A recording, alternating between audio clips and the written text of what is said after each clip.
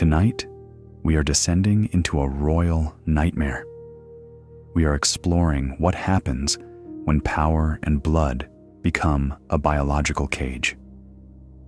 Before we begin, let me know in the comments which city you are listening from and what time it is there. I love seeing how far our sleepy history community reaches. Now, dim the lights. Turn on a fan for that soft background hum, and let's enter the world of the Habsburgs. Picture this: the crackling of fire in a stone hall, the flicker of candlelight catching on silver goblets. A young noblewoman in velvet robes is being introduced to her future husband. He is casually her cousin, or her uncle, or her nephew. Welcome to the elite world of medieval European aristocracy. Here, bloodlines mattered more than biology. Love had absolutely nothing to do with marriage. You are standing at the threshold of this great hall. The air is so cold it feels like a physical weight against your skin. The scent of beeswax candles and ancient damp stone fills your lungs. This fragrance has lingered in these corridors for centuries. You feel the immense weight of 40 pounds of silver-threaded velvet pulling at your shoulders. This garment was designed to display the staggering wealth of your lineage. Every step you take is a struggle.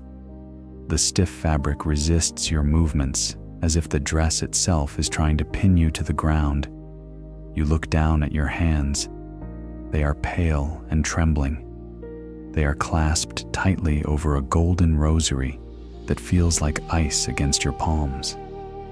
Around you, the court is a sea of black lace and rigid etiquette. This is a world where silence is the only language spoken fluently. You notice the flickering candlelight reflecting in the eyes of the portraits on the walls. These are your ancestors. Their faces are hauntingly familiar yet distorted. You see it in their eyes, then you feel it in yourself. It is a dull, persistent ache in your jaw that never truly goes away. This is the Habsburg lip. It is a physical legacy carved into your bone by generations of your own blood. The term inbred carries a punch today, but in the medieval context, it was a cold strategy. Dynasties like the Habsburgs, the Capetians, and the Trastámaras did not just intermarry for fun. They did it to hoard power, land, and legitimacy. If you marry your cousin, you don't lose any castles. If you marry a foreigner, someone else is raising your heir in a rival kingdom. You have been told since childhood that your blood is a sacred river. It is pure and untouched by the world outside these walls. But as you stand here, a young princess promised to a man who is both your king and your kin, you realize that this purity is a cage. The silence of the room is so thick you can hear your own heartbeat. You remember the stories whispered by the nursemaids.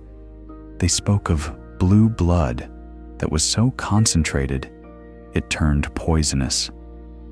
They told you that to keep the crown, you must keep the blood. They never warned you about the exhaustion that settles deep in your marrow. You are not just a person. You are a vessel. You are a biological vault designed to hold the power of an empire. You look at the man waiting for you at the altar. In his face, you see your own father. You see your own uncle. You see your own reflection. This is the medieval dream turned into a genetic nightmare.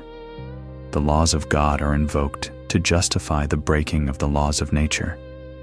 You feel a strange sense of mourning for the children you have not yet born. You wonder if they will inherit your spirit or merely your malformed jaw. The gold on the wall seems to dim. The higher you climb the family tree, the more the branches intertwine. There is no room left to breathe. You are the pinnacle of European royalty.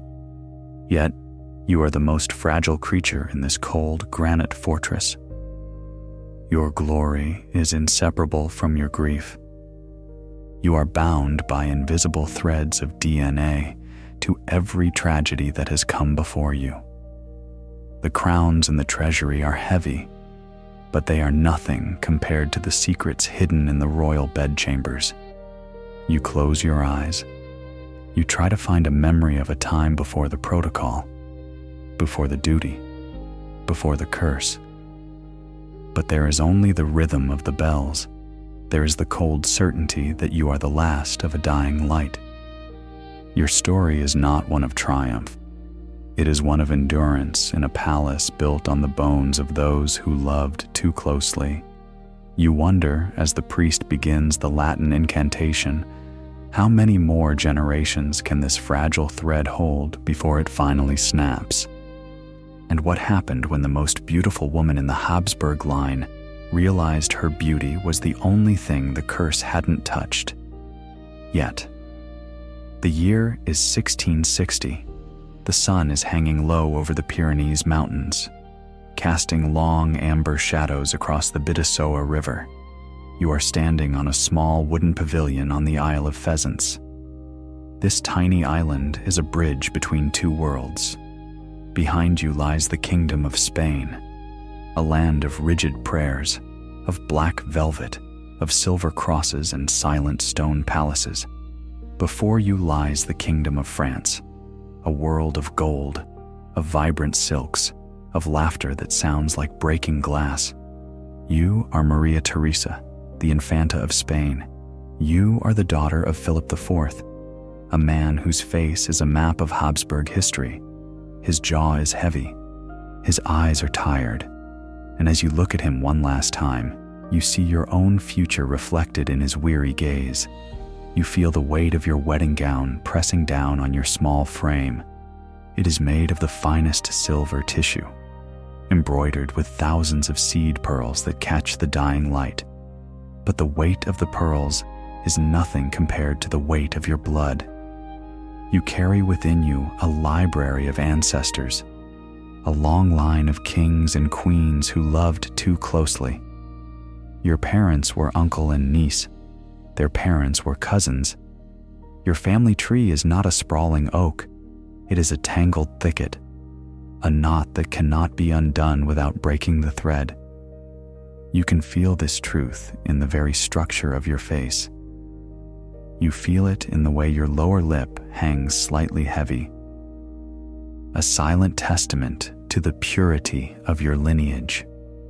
You have been taught that this is a gift from God, that your blood is a sacred, undiluted river.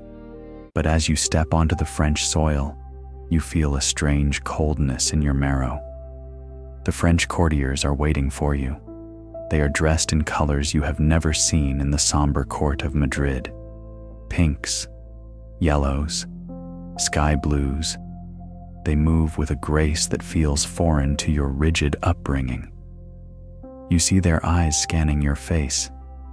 They are looking for beauty. They are looking for the legendary grace of a Spanish princess. But instead, they see the Habsburg mark. You hear the faint rustle of their silk fans, a sound like the wings of 1,000 moths. Behind those fans, they are whispering. They are commenting on your teeth, on the way you speak, on the quiet, pious way you hold your rosary. You realize in this moment that you are a stranger in a land of mirrors.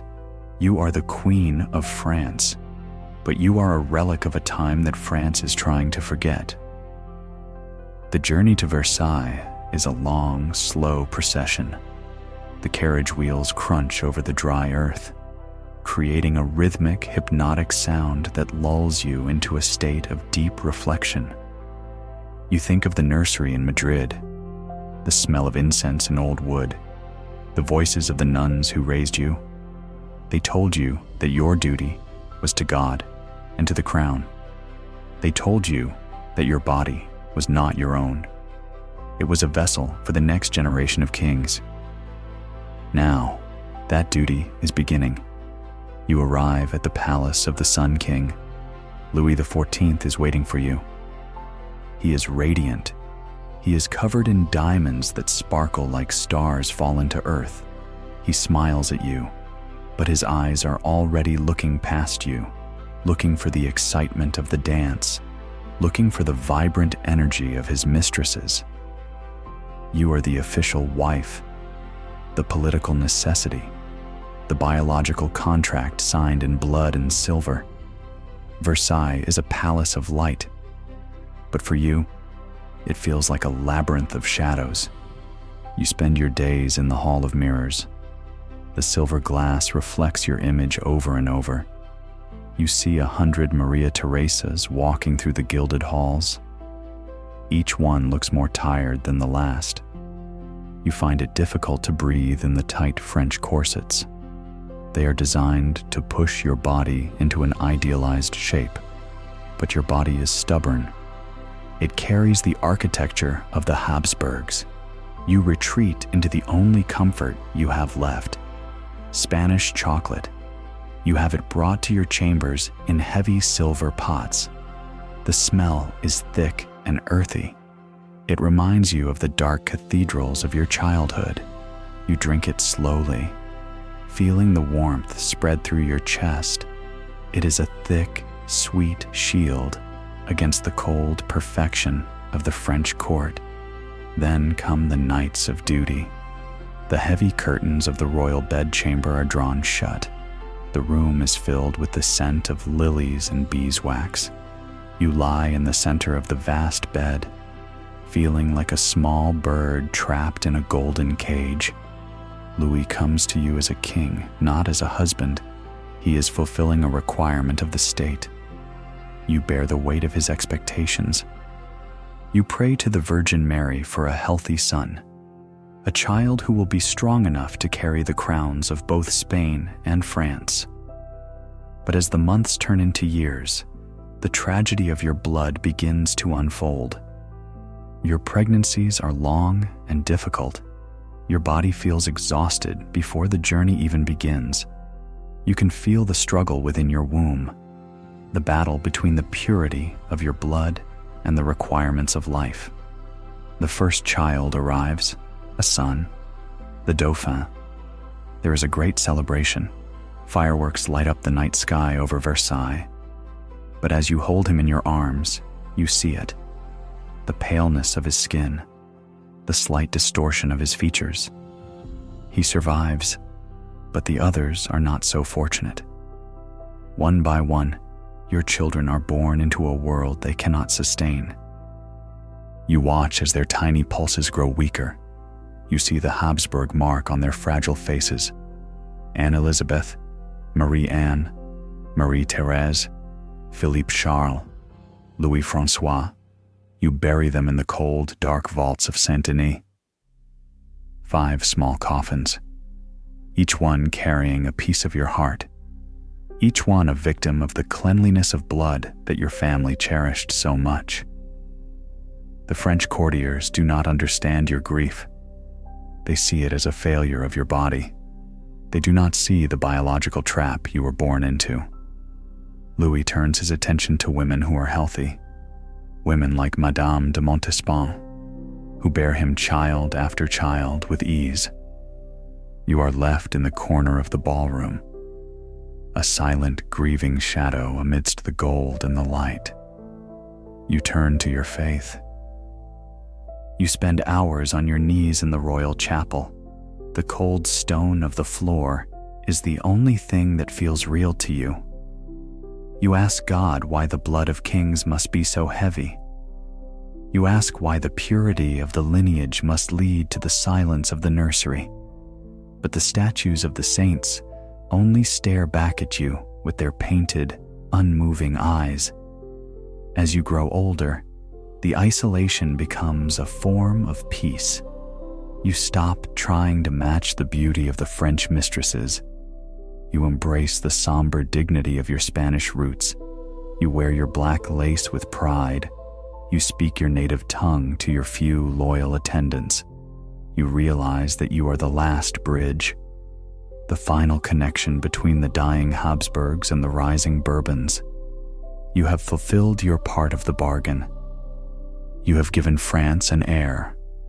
You have endured the mirrors and the whispers. You have carried the weight of the silver dress and the golden crown. You feel a slow, quiet detachment from the world of Versailles. The music of the harpsichord sounds like it is coming from another room. The lights of the chandeliers feel like distant stars. One day, you feel a sharp pain in your side, an abscess that will eventually take your life. Louis comes to your bedside. For a moment, the king is gone, and only the man remains. He looks at you with a strange kind of respect. He says that your death is the first time you have ever caused him any pain. You smile a small, tired smile. The Habsburg lip is still there, but the pain of it is fading. You feel yourself drifting back to that neutral island. Between the borders, the water of the Bidassoa River is rushing around you. It is a clean, cold sound. It is washing away the incense, washing away the chocolate, washing away the weight of the ancestors. You are no longer a vessel. You are no longer a queen. You are just a soul, finally free from the knot of your own blood. Sleep now, Maria Theresa. The 5 small coffins are waiting for you in the quiet dark. Your son is the king of the future. Your duty is done. The silver tissue of your wedding gown has turned to dust. The pearls have lost their luster. There is only the long, deep breath of history. There is only the silence of the Pyrenees at night. You are floating into the darkness, into the place where the bloodlines finally end, where the family tree loses its leaves, where there is no more power to hoard, only the peace of being forgotten. Close your eyes. Let the rhythm of the river carry you away, away from Versailles, away from Madrid, into the soft velvet embrace of the eternal night. As the Queen of France closes her eyes for the last time, the curse does not die with her. It travels. It shifts. It moves back across the borders to a man who will become the ultimate symbol of what happens when the blood becomes too thick to flow. But before we meet the last king of Spain, we must look into the mind of a woman who was driven to the edge of reality by the loss of her husband and the weight of her crown. They called her Joanna the Mad. But was it madness, or was it the first true scream of a body trapped in a genetic prison? The sun does not reach this room. Even in the height of the Spanish summer, the walls of Tordesillas remain cold. You are standing in the center of a small, windowless chamber. The air is thick with the smell of old incense and decaying lilies. You are Joanna, Queen of Castile. But here, in this fortress of shadow, you are simply a ghost that refuses to depart. You feel the rough texture of the stone beneath your fingertips. It is cold. It is unyielding, just like the blood that flows through your veins. You are the daughter of Isabella and Ferdinand, the Catholic monarchs who united a nation, but they could not unite the fragments of your mind. Your bloodline is the house of Trastámara, a line that has looked inward for too long. You are the product of cousins marrying cousins, a concentration of passion and instability that has finally reached its breaking point. You feel the weight of your crown, but it is not on your head. It is a phantom pressure on your brow, a memory of a power you were never truly allowed to hold. The wind outside is screaming. It carries the dust of the Castilian plains against the heavy oak doors. You listen to the sound. It sounds like a name. Philip. Philip the Handsome. You remember the first time you saw him. The Duke of Burgundy, a man of gold and marble. His beauty was a biological trap. From the moment your eyes met, a fire was lit in your spirit. It was not just love, it was an obsession. a chemical reaction triggered by generations of shared DNA. You loved him with a ferocity that frightened the court. You watched him with eyes that never blinked. You followed his every movement through the palaces of Flanders. You felt a physical pain when he was out of your sight. The courtiers whispered that you were mad with love. They did not understand that your brain was wired for this intensity. Your biology had stripped away the filters of reason, leaving only the raw, burning nerves of desire. But Philip was a man of the world. He found your devotion suffocating. He sought the company of other women, vibrant, healthy women who did not have the heavy Habsburg eyes. Each betrayal was a needle in your heart. You felt your mind beginning to fray. The edges of reality started to curl like old parchment near a flame. You spent nights pacing the cold corridors, your velvet robes dragging on the floor with a sound like a long, slow sigh. You were searching for him, searching for a version of him that only existed in your dreams. Then, the unthinkable happened. Philip died. A sudden fever in the prime of his life. The world stopped. The silence that followed his death was louder than any scream. You refused to believe he was gone. You refused to let them bury the man who was your sun and your moon. This is where the legend truly begins, the macabre journey across the heart of Spain. You ordered the coffin to be opened. You needed to see him. You needed to touch the cold skin of his face.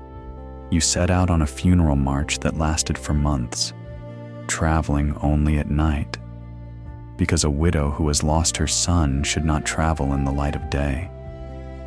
The rhythmic creak of the wagon wheels became the heartbeat of your life. The glow of the torches reflected in your unmoving eyes.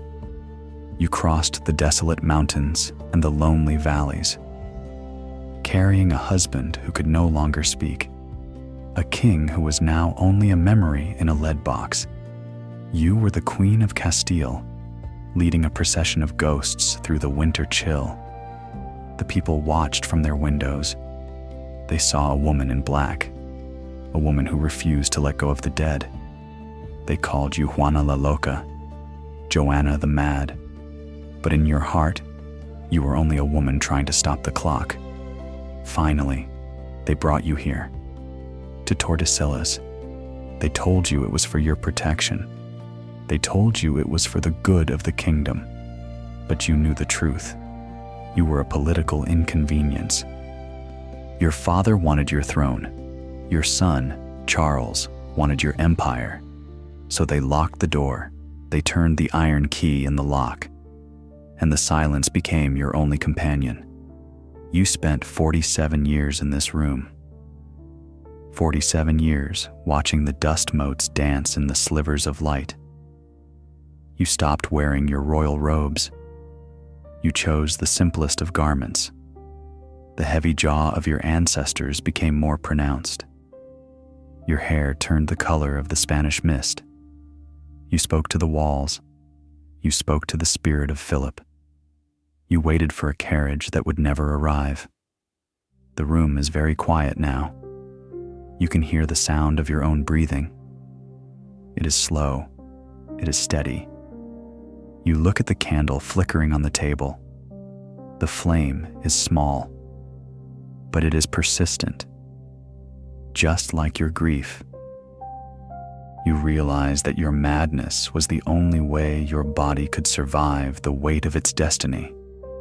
It was a retreat into a world where you were still a bride, where the blood was still pure, where the crown did not hurt. You feel a strange sense of peace in the darkness. The stone walls are not a prison.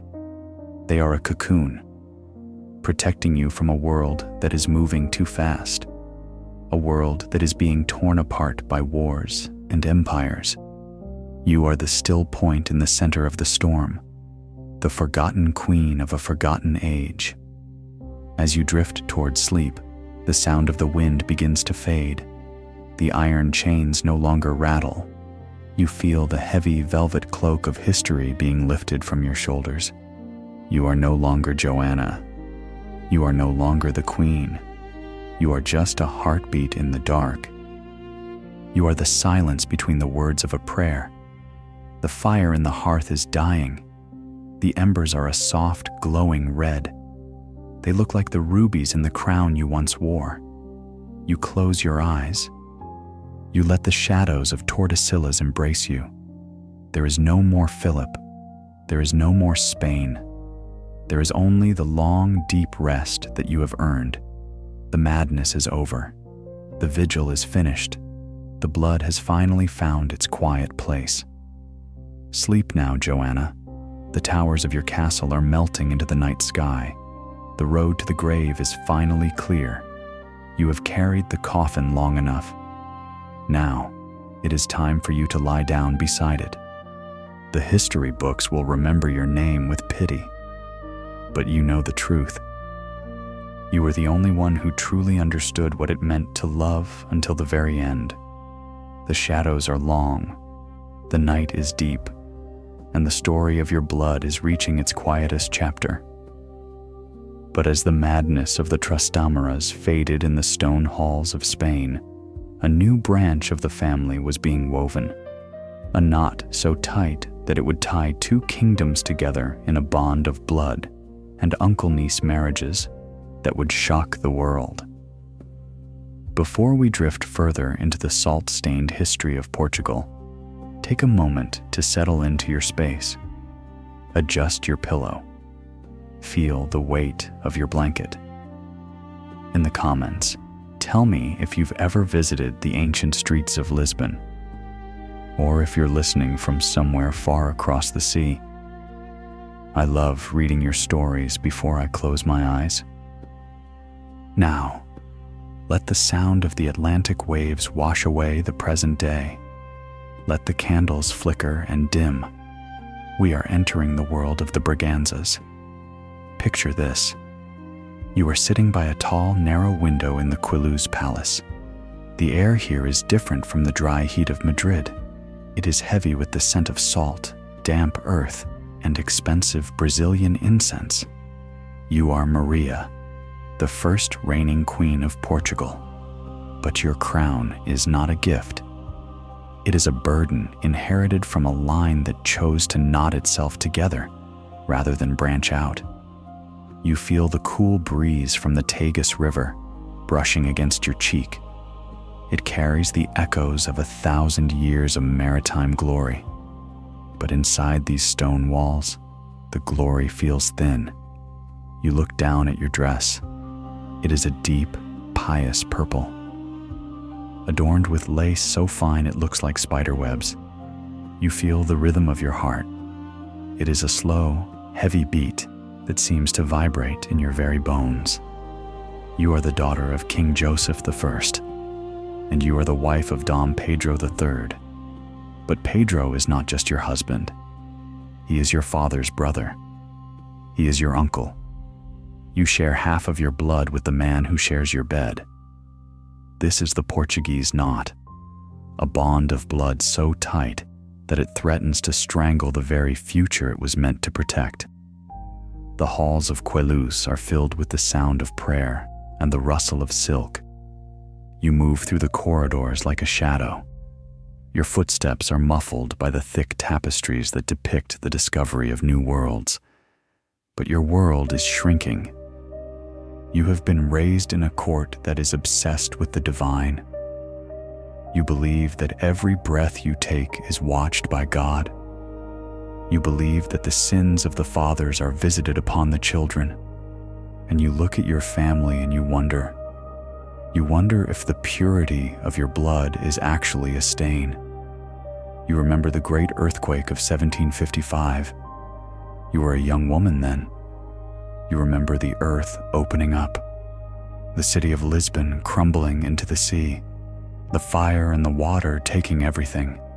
Your father never stepped foot in a stone building again. He lived the rest of his life in a city of tents and wooden huts. You inherited that fear.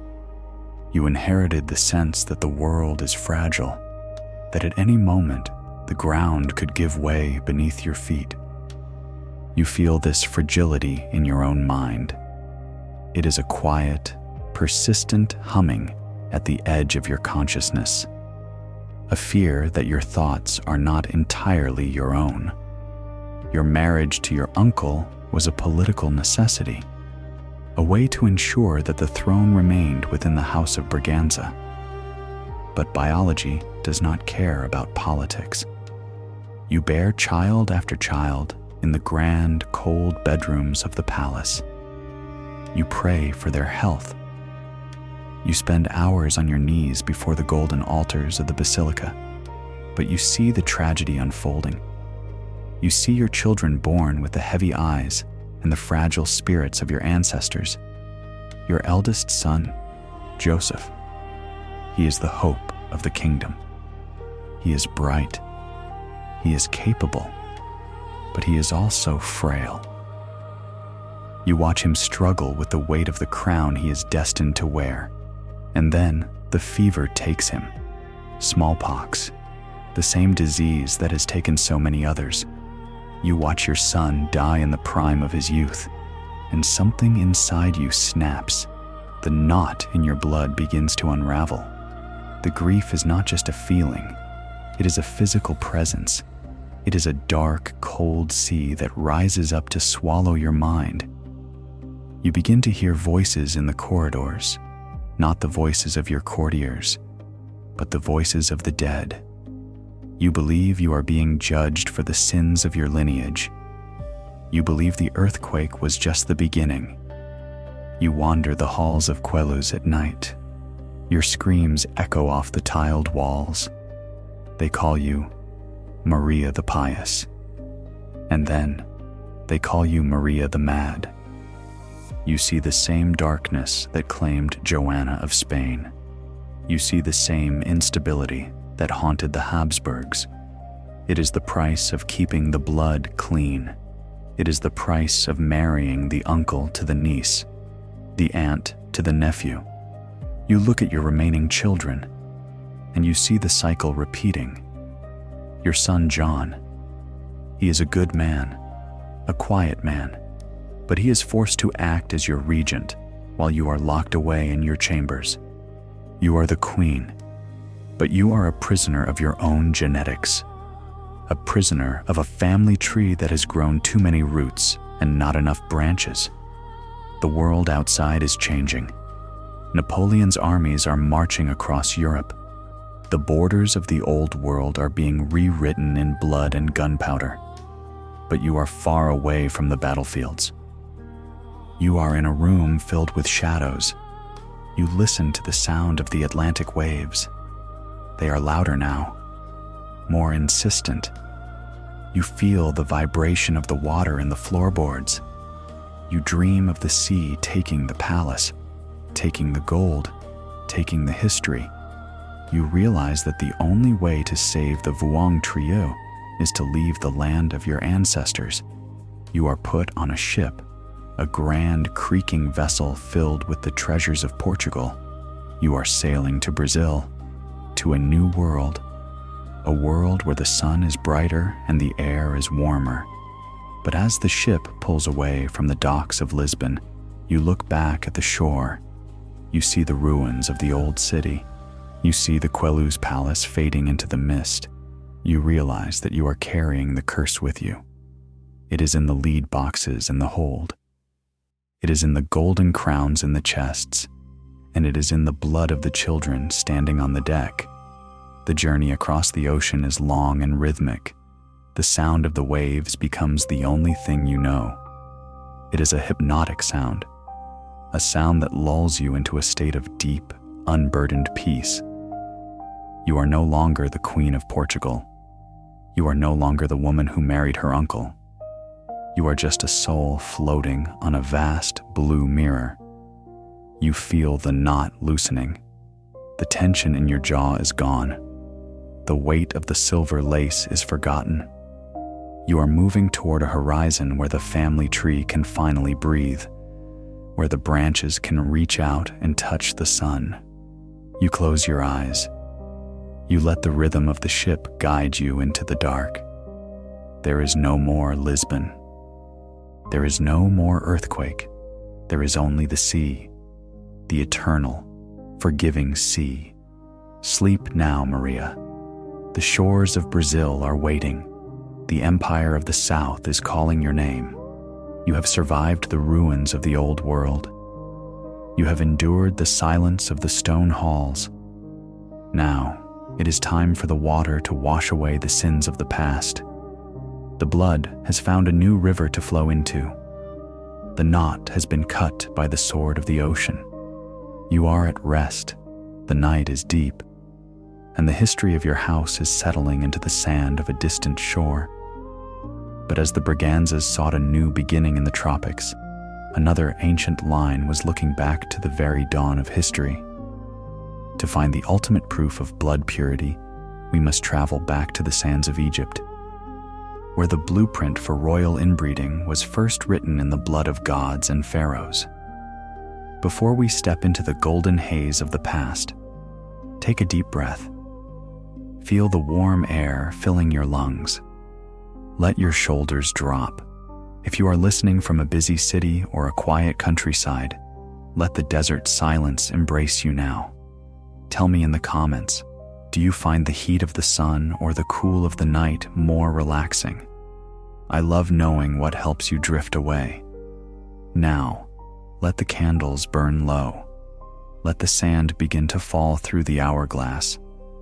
We are traveling back 300 years before the birth of the modern era. We are going to the land of the Nile. Picture this. You are standing on the balcony of the great library of Alexandria.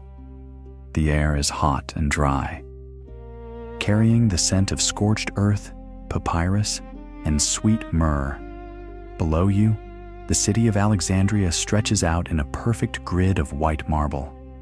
The Mediterranean Sea is a deep sapphire blue against the blinding white of the Pharos lighthouse. You are not a queen of Europe. You are a descendant of the gods. You are a Ptolemy.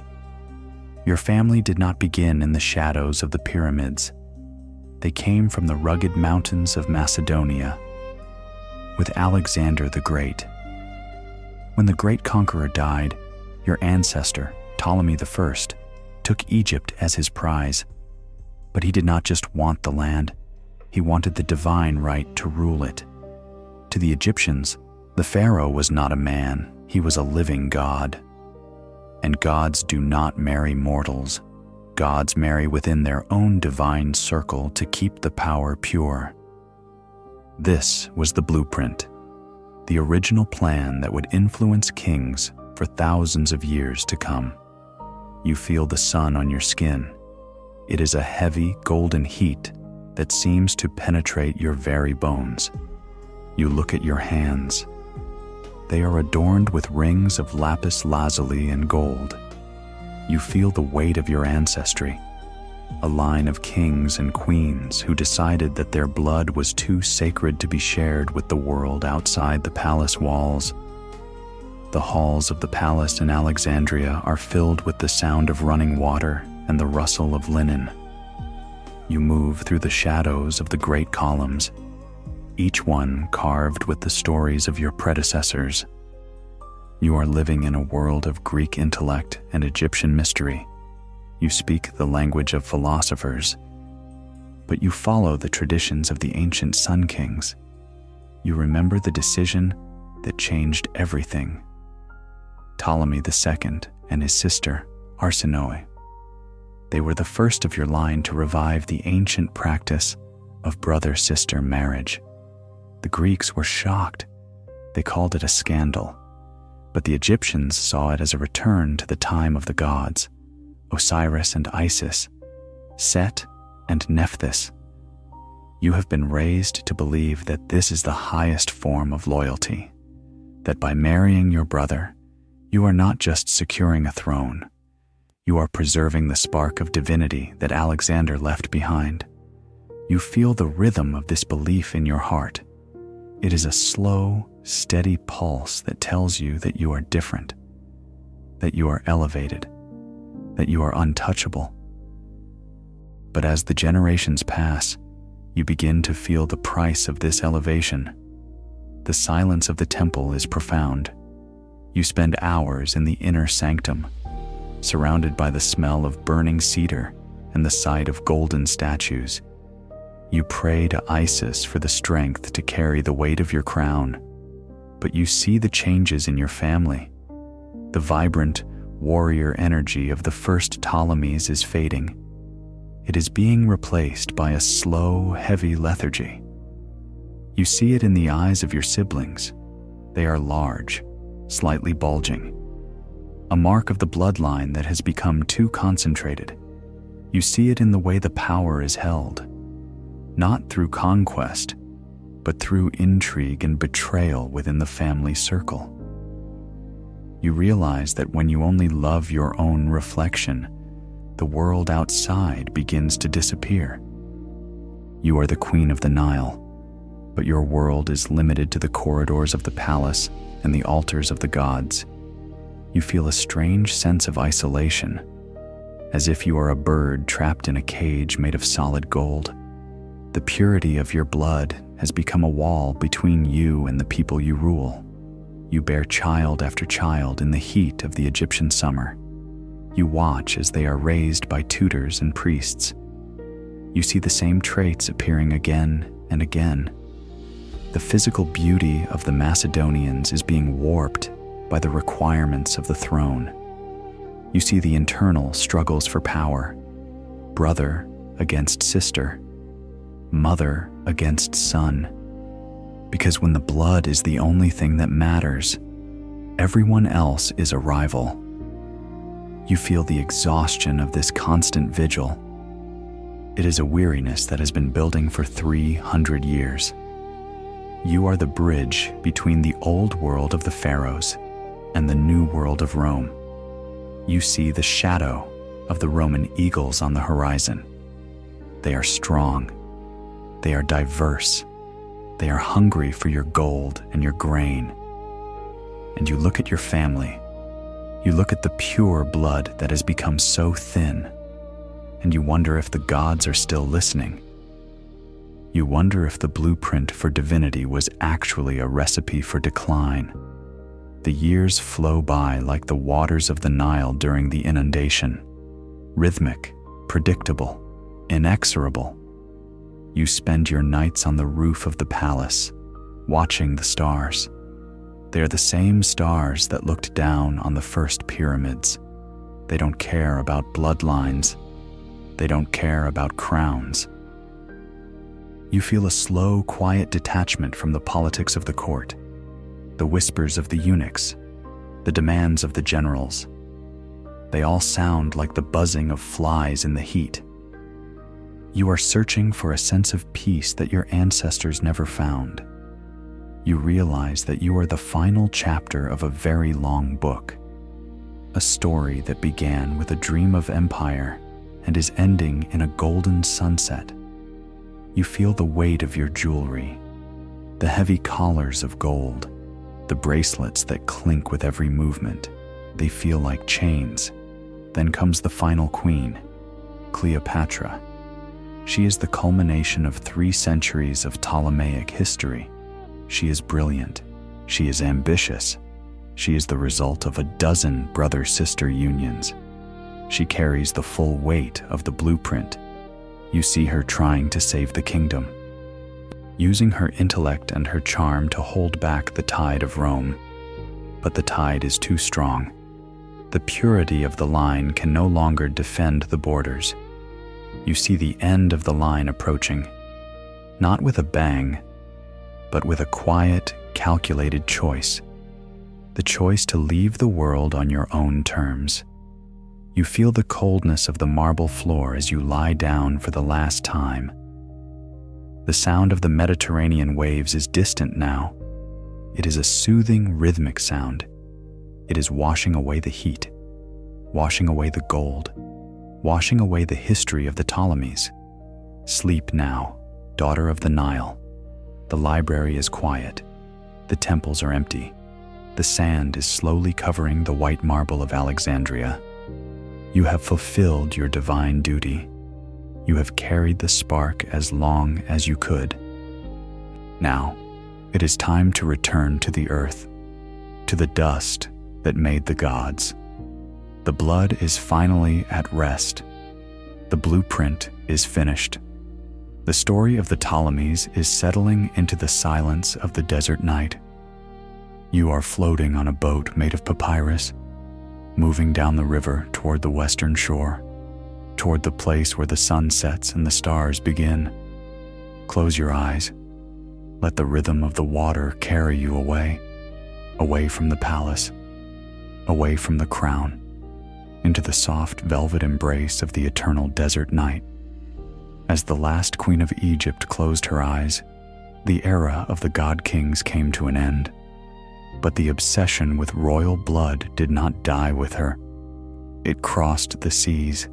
It traveled through the centuries, until it found a new home in the heart of the British Empire, where a queen with a vast family tree would unknowingly spread a silent, biological time bomb to every corner of Europe.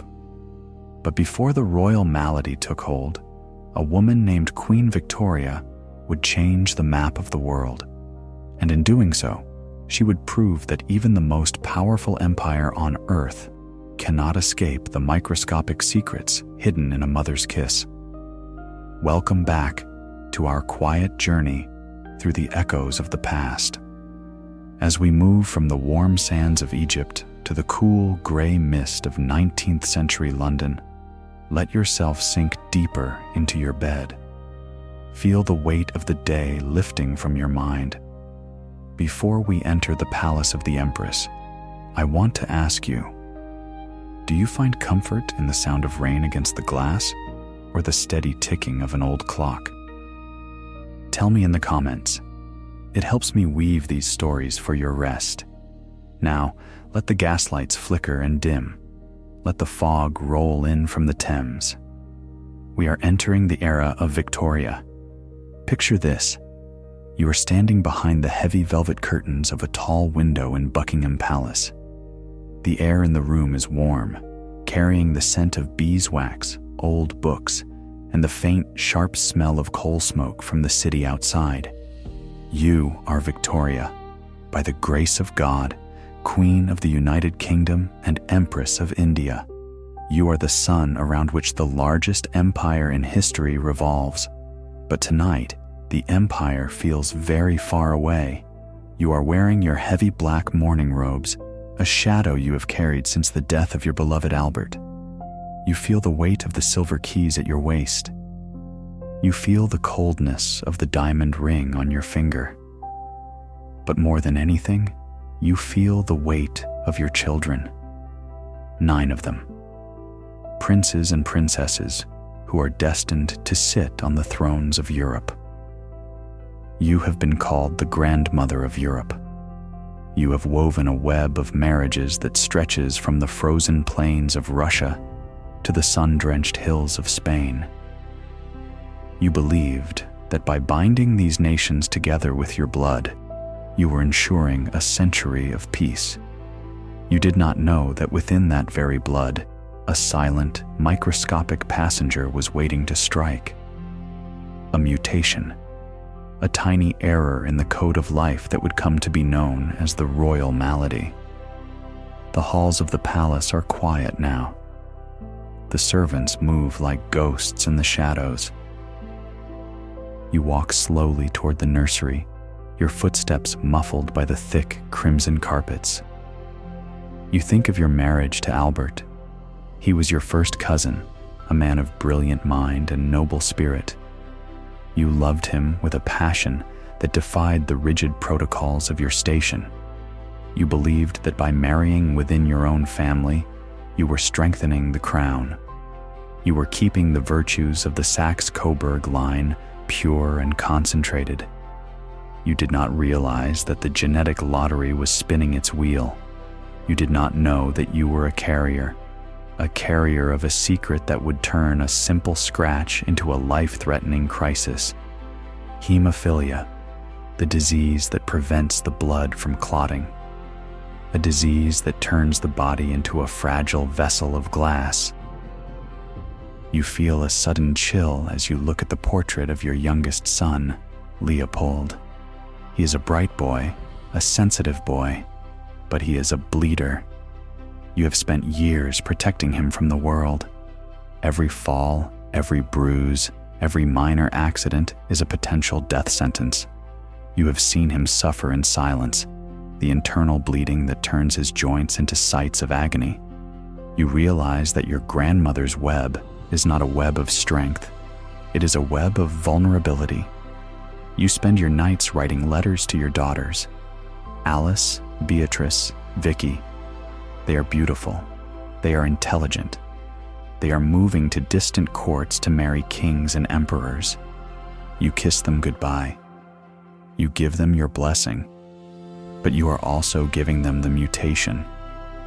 You are sending the bleeder's disease into the heart of the great dynasties of Europe. You watch from your throne as the news comes back to you.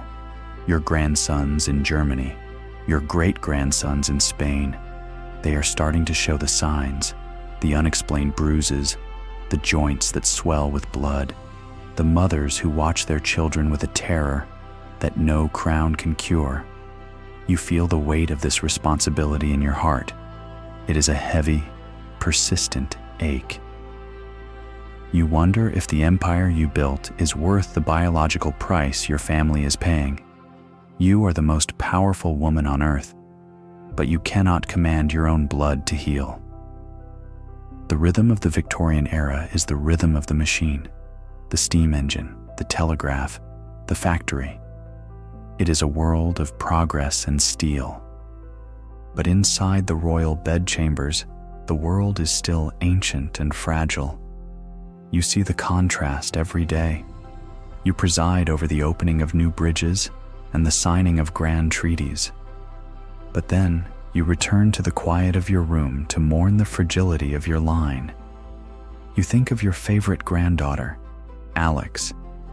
She is going to Russia to marry the Tsar. You love her deeply. You worry for her. You know she is a carrier. You know she is taking the secret to a land that is already on the edge of revolution. You feel a sense of dread that you cannot explain. It is as if the royal malady is not just a disease of the blood, but a disease of the time, a sign that the old world of kings and queens is reaching its end. The years pass with the steady beat of a drum. You celebrate your diamond jubilee. The streets of London are filled with people from every corner of the globe. They cheer for you. They see you as a symbol of eternal stability. But you feel like a hollow statue. You are tired. The exhaustion has settled into your bones. You look at your children and your grandchildren. You see the web you have woven. It is vast. It is impressive. But it is also a trap. The blood that connects them is the same blood that is destroying them. You realize that the obsession with royal purity has led to a biological dead end. The family tree is so heavy with the weight of its own history that it is starting to lean. You find comfort in the small things, the taste of cold tea, the smell of the rain on the palace gardens, the sound of the wind in the old oaks. These things don't care about lineage. They don't care about the royal malady. As you drift toward sleep, the image of the empire begins to fade. The maps, the treaties, the crowns, they all disappear into the gray London fog. You are no longer the empress. You are just a mother, a grandmother, a woman who loved her husband and worried for her children. You feel the web loosening. The tension in your spirit is gone. You are floating on a dark, quiet river. The sound of Big Ben is a distant, soothing rhythm. It is a heartbeat, a reminder that time is moving on. You are moving toward the end of your long reign, toward the peace that lies beyond the palace walls. You close your eyes. you let the Victorian night embrace you. There is no more mourning. There is no more hemophilia. There is only the silence, the beautiful, unburdened silence of the centuries. Sleep now, Victoria. The empire will endure without you. The children are grown. The story of your blood is written in the stars. You have carried the weight of the world for long enough. Now it is time to lie down beside your Albert. The gas lights are out. The fog is thick, and the history of your house is settling into the quiet dark of the mausoleum. As the great queen passed away, the silent killer she carried did not vanish. It had already traveled east, across the borders of Germany, and into the vast, snowy wilderness of Russia. There, it would find a home in the veins of a young boy, a boy whose blood would become the catalyst for the fall of an entire empire. But to understand the end of the Romanovs, we must first look into the heart of the last Tsarina, Alexandra Feodorovna, a woman who would do anything, even invite a dark monk into the palace, to save her son from the royal malady that her grandmother had unknowingly given her. Welcome back to our quiet journey through the echoes of the past. As we move from the warm sands of Egypt to the cool gray mist of 19th century London, let yourself sink deeper into your bed. Feel the weight of the day lifting from your mind. Before we enter the palace of the Empress, I want to ask you, do you find comfort in the sound of rain against the glass or the steady ticking of an old clock? Tell me in the comments. It helps me weave these stories for your rest. Now, let the gas lights flicker and dim. Let the fog roll in from the Thames. We are entering the era of Victoria. Picture this. You are standing behind the heavy velvet curtains of a tall window in Buckingham Palace. The air in the room is warm, carrying the scent of beeswax, old books, and the faint, sharp smell of coal smoke from the city outside. You are Victoria, by the grace of God, Queen of the United Kingdom and Empress of India. You are the sun around which the largest empire in history revolves. But tonight, the empire feels very far away. You are wearing your heavy black mourning robes, a shadow you have carried since the death of your beloved Albert. You feel the weight of the silver keys at your waist, the coldness of the diamond ring on your finger, and more than anything, the weight of your children. 9 of them, princes and princesses who are destined to sit on the thrones of Europe. You have been called the grandmother of Europe. You have woven a web of marriages that stretches from the frozen plains of Russia to the sun-drenched hills of Spain. You believed that by binding these nations together with your blood, you were ensuring a century of peace. You did not know that within that very blood, a silent microscopic passenger was waiting to strike. A mutation. A tiny error in the code of life that would come to be known as the Royal Malady. The halls of the palace are quiet now.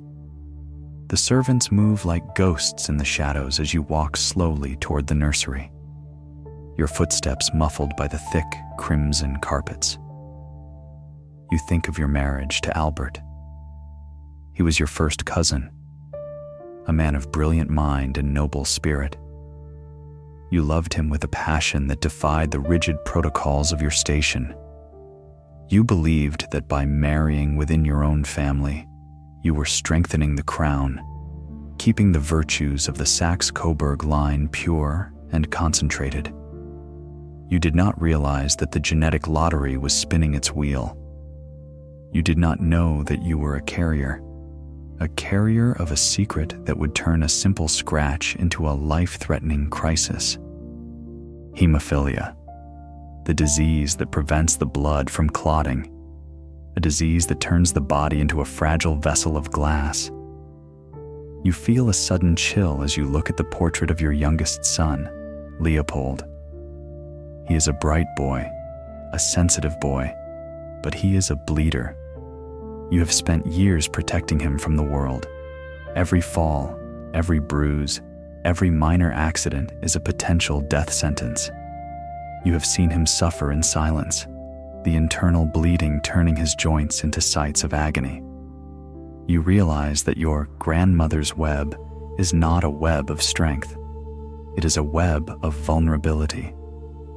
You spend your nights writing letters to your daughters, Alice, Beatrice, Vicky.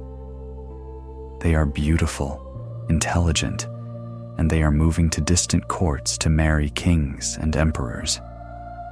You kiss them goodbye. You give them your blessing, but you are also giving them the mutation. You are sending the bleeder's disease into the heart of the great dynasties of Europe. You watch from your throne as the news comes back to you. Your grandsons in Germany, your great-grandsons in Spain. They are starting to show the signs, the unexplained bruises, the joints that swell with blood, the mothers who watch their children with a terror that no crown can cure. You feel the weight of this responsibility in your heart. It is a heavy, persistent ache. You wonder if the empire you built is worth the biological price your family is paying. You are the most powerful woman on earth, but you cannot command your own blood to heal. The rhythm of the Victorian era is the rhythm of the machine, the steam engine, the telegraph, the factory. It is a world of progress and steel. But inside the royal bedchambers, the world is still ancient and fragile. You see the contrast every day. You preside over the opening of new bridges and the signing of grand treaties. And then you return to the quiet of your room to mourn the fragility of your line. You think of your favorite granddaughter, Alex.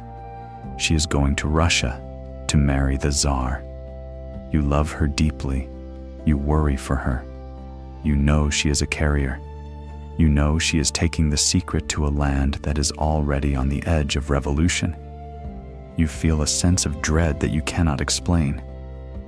It is as if the royal malady is not just a disease of the blood, but a disease of the time, a sign that the old world of kings and queens is reaching its end. The years pass with the steady beat of a drum. You celebrate your diamond jubilee. The streets of London are filled with people from every corner of the globe. They cheer for you. They see you as a symbol of eternal stability, but you feel like a hollow statue. You are tired. The exhaustion has settled into your bones. You look at your children and your grandchildren. You see the web you have woven. It is vast. It is impressive. But it is also a trap. The blood that connects them is the same blood that is destroying them. You realize that the obsession with royal purity has led to a biological dead end. The family tree is so heavy with the weight of its own history that it is starting to lean. You find comfort in the small things, the taste of cold tea, the smell of the rain on the palace gardens, the sound of the wind in the old oaks. These things do not care about lineage. They do not care about the royal malady. As you drift towards sleep, the image of the empire begins to fade. The maps, the treaties, the crowns, they all disappear into the gray London fog. You are no longer the empress. You are just a mother, a grandmother, a woman who loved her husband and worried for her children. You feel the web loosening. The tension in your spirit is gone. You are floating on a dark, quiet river. The sound of Big Ben is a distant, soothing rhythm. It is a heartbeat, a reminder that time is moving on. You are moving toward the end of your long reign, toward the peace that lies beyond the palace walls. You close your eyes. You let the Victorian night embrace you. There is no more mourning. There is no more hemophilia. there is only the silence, the beautiful, unburdened silence of the centuries. Sleep now, Victoria. The empire will endure without you. The children are grown. The story of your blood is written in the stars. You have carried the weight of the world for long enough. Now, it is time to lie down beside your Albert. The gas lights are out. The fog is thick, and the history of your house is settling into the quiet dark of the mausoleum. As the great queen passed away, the silent killer she carried did not vanish. It had already traveled east, across the borders of Germany, and into the vast, snowy wilderness of Russia. There, it would find a home in the veins of a young boy, a boy whose blood would become the catalyst for the fall of an entire empire. But to understand the end of the Romanovs, we must first look into the heart of the last Tsarina, Alexandra Feodorovna, a woman who would do anything, even invite a dark monk into the palace to save her son from the royal malady that her grandmother had unknowingly given her. Before we step out into the frozen white silence of Russia, take a moment to breathe with me, deeply, slowly. Let the cold air outside your window stay outside, and let yourself rest in the warmth of your own sanctuary. Tell me in the comments, does the thought of a snowy night make you feel cozy or adventurous? I love hearing how these settings touch your soul. Now, let the candles flicker down to their last embers. Let the world outside fade away. We are entering the winter of the Romanovs. Picture this. You are standing on a balcony overlooking the Neva River in St. Petersburg. The water is a jagged sheet of black ice beneath a sky the color of lead, and the air is so cold it stings your throat, carrying the scent of wood smoke, heavy incense, and the sharp, metallic tang of the coming snow. You are Alexandra, the empress of all the Russias. But to your grandmother Victoria, you were always just Alex. You are a princess of Hesse, a granddaughter of the British Empire, and you have come to this vast, mysterious land to marry the man you love, Nicholas II, the Tsar. You feel the weight of the imperial jewels against your skin, the heavy diamonds, and the cold gold of the Romanov crown. But there is a heavier weight inside you, a secret you brought from the mist of London, a silent, microscopic passenger in your blood. You feel the rhythm of the city below, the clatter of hooves on the cobblestones, the distant shouting of soldiers. But in your heart, there is only a deafening silence. You are the empress, but you are also a carrier. You are the bridge that brought the royal malady into the heart of the Winter Palace. The halls of the Winter Palace are immense, filled with marble, malachite, and the shadows of 1,000 years of history. You move through the corridors like a ghost, your silk gown rustling against the cold stone floors. You find the Russian court to be a place of whispers and judgment. They look at you with suspicion. They call you the German woman. They do not understand your shyness or your deep, desperate piety. You have turned to the Orthodox Church with a fervor that borders on obsession, and you spend hours on your knees before the icons, surrounded by the golden glow of 1,000 candles. You are praying for a miracle. You have given Nicholas 4 daughters: Olga, Tatiana, Maria, Anastasia. They are beautiful, they are healthy, and they are the light of your life. But the empire demands a son, a male heir to carry the Romanov name into the future. You feel the pressure of this expectation in every breath you take. It is a slow, crushing force that never lets go. You look at the icons of the saints, and their painted eyes seem to watch you, waiting for you to fulfill your destiny. Finally, the son arrives. Alexei, the Tsarevich. The bells of Russia ring out with a joy that shakes the very earth. You hold him in your arms, feeling a relief so profound it brings you to tears. He is perfect.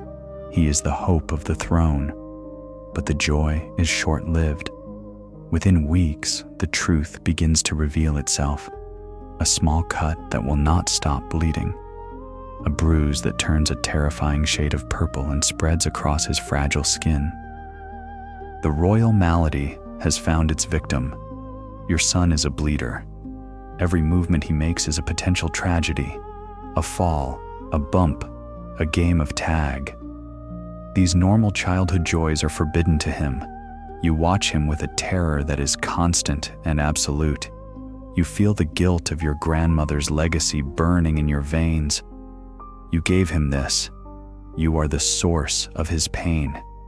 You feel your mind beginning to retreat from the world.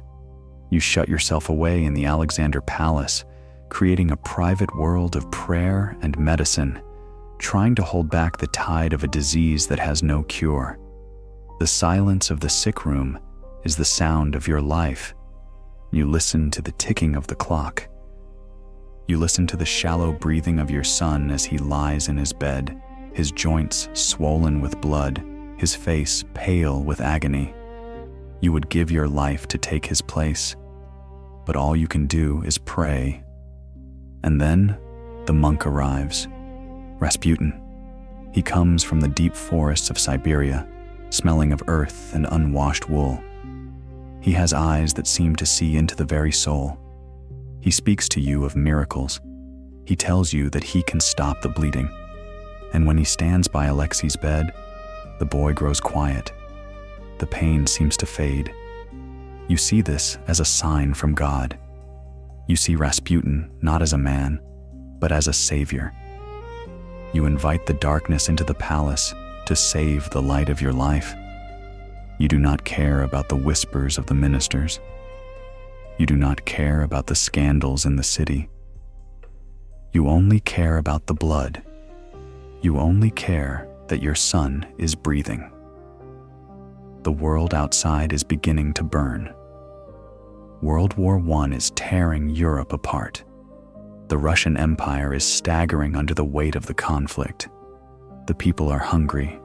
The soldiers are tired. They look at the palace and they see a Tsar who is distant and an empress who is under the spell of a mad monk. They do not see your pain.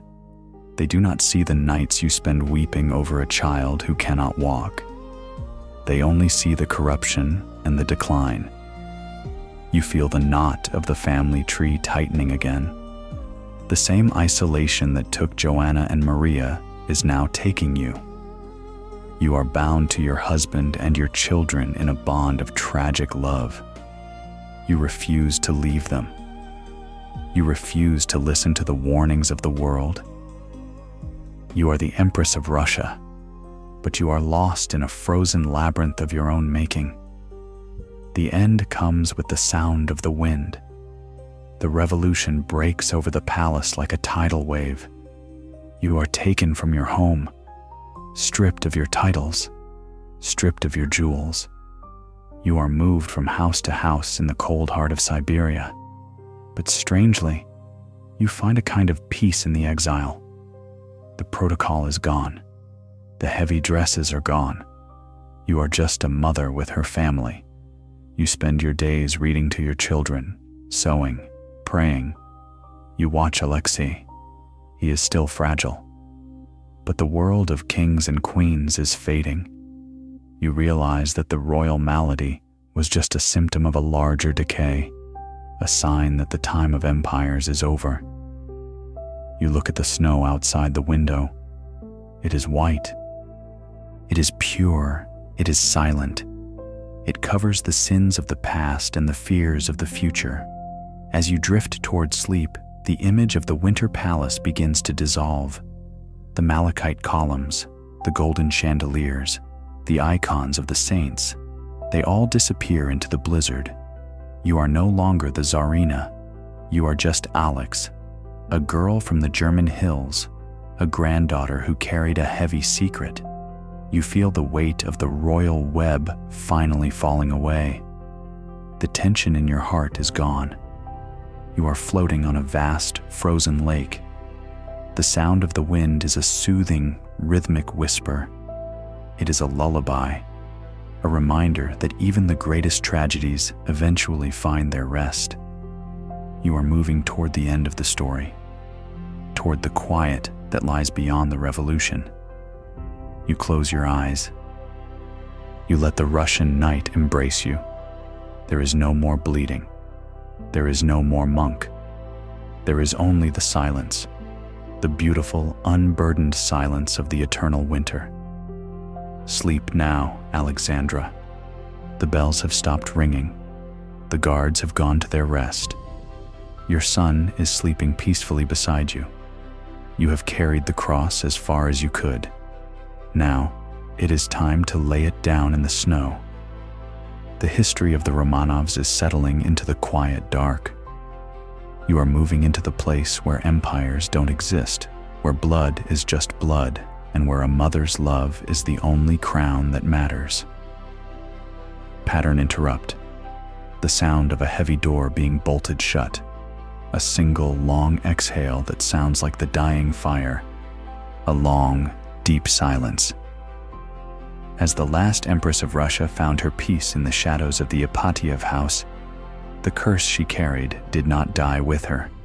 It remained in the broken branches of the family tree. But while the Romanovs faced the blizzard, another woman in another land was dealing with a different kind of darkness. A beauty so profound, it felt like a dream, and a melancholia so deep, it felt like an ocean. Open loop. But to find the woman who was obsessed with her own reflection until it destroyed her, we must travel to the mountains of Bavaria to meet Sisi, the Empress Elizabeth of Austria, a woman whose beauty was the only thing the curse couldn't touch, until it took everything else. Before we climb into the misty peaks of Bavaria, take a moment to find your center. Feel the surface beneath you. Let your breath become as steady as the rising moon. In the comments, tell me if you prefer the quiet of a deep forest or the endless blue of the sea. It helps me guide your journey. Now, let the candles flicker low. Let the world of duties and deadlines fade away. We are entering the dream of Sisi. Picture this. You are running through a meadow of wildflowers in Possenhofen. The air is cool and crisp, carrying the scent of pine needles, damp earth, and the freedom of the mountains. You are Elizabeth, known to your family as Sisi. You are a child of the Wittelsbachs, a house known for its beauty, its eccentricity, and its deep, haunting melancholy. Your father is a duke who prefers the company of poets and the sound of the zither to the politics of the court. You have been raised with the wind in your hair and the sun on your face. But today, the wind is changing. You are standing in the shadow of the Austrian Empire. You are only 16 years old, and you have caught the eye of the most powerful man in Europe, your cousin, Franz Joseph, the Emperor of Austria. You feel the weight of his gaze. It is a golden thread that is beginning to wrap around your life, tighter and tighter, until you are no longer a girl of the mountains, but a butterfly pinned to a velvet board. You feel the rhythm of your heart. It is a wild, frantic beat that wants to fly back to the forest. But the gates of the Habsburg are closing.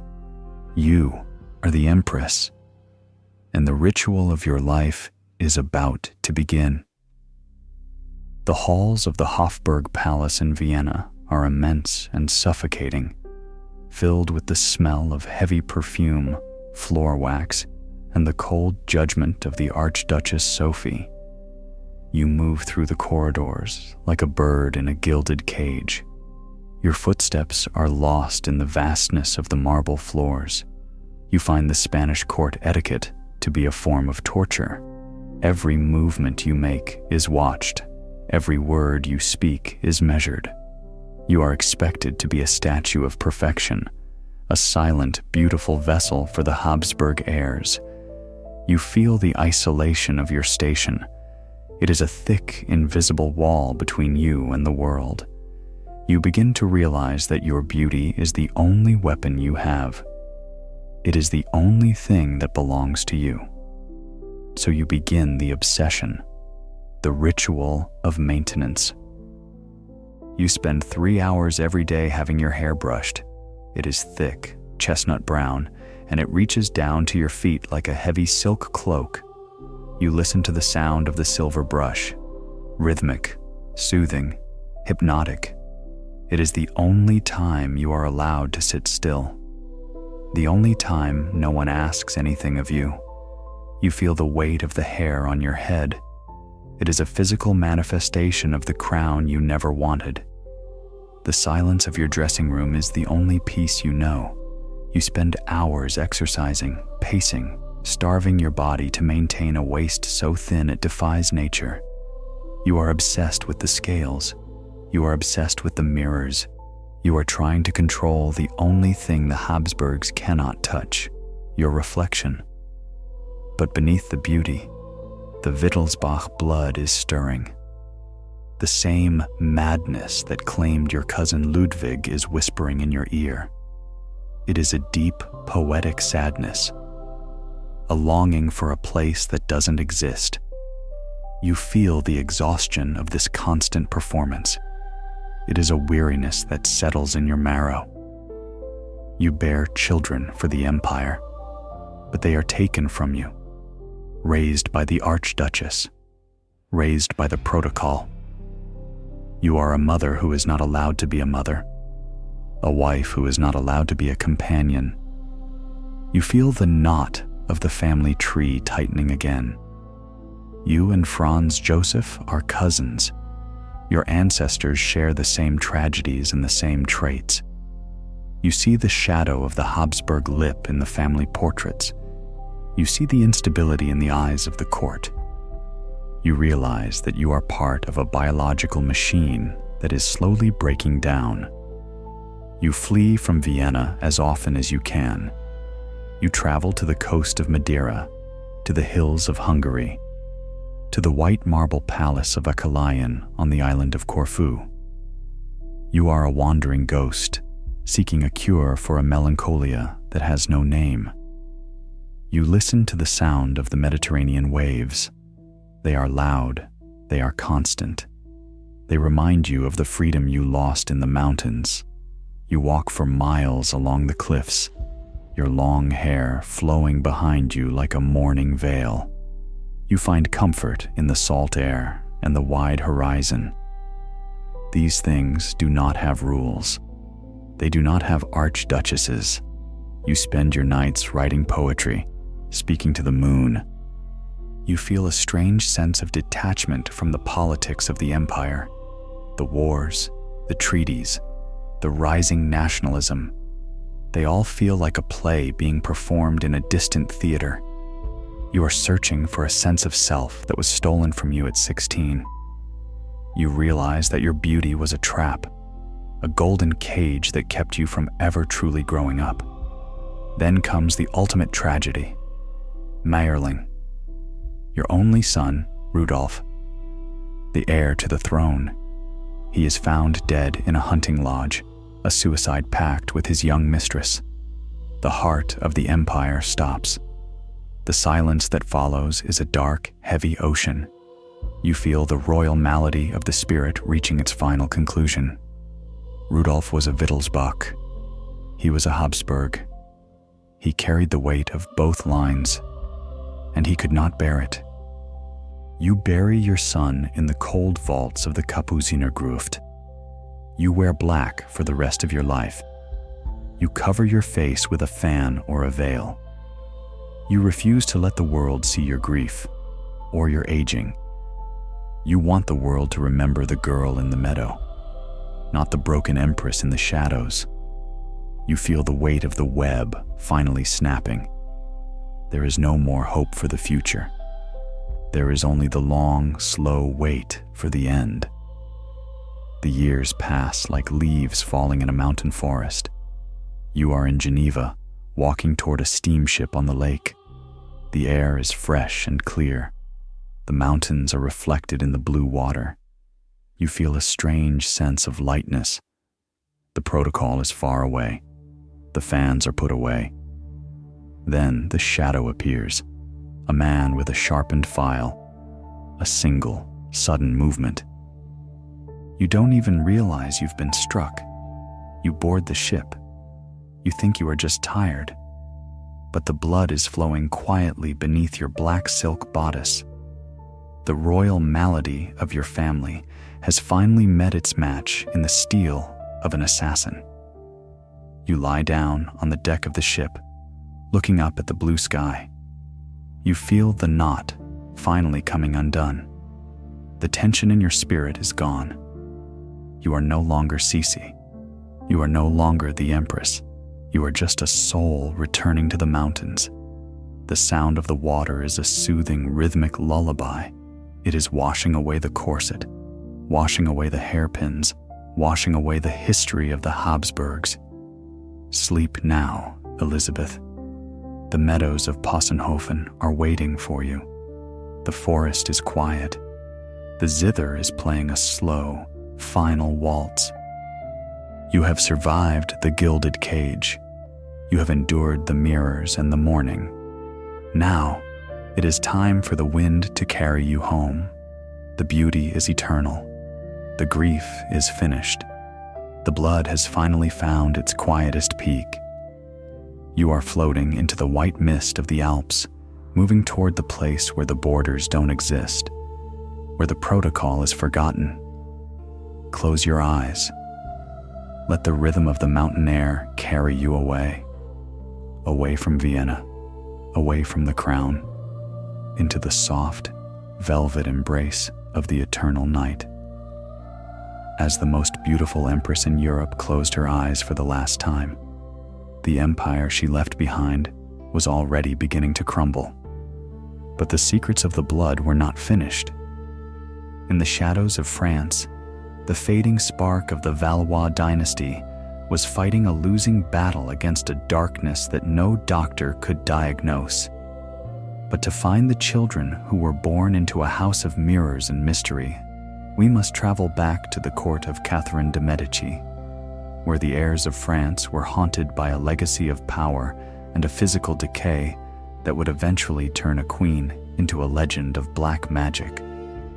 Before we enter the shadows of the 16th century Louvre, let your mind become as still as a deep well.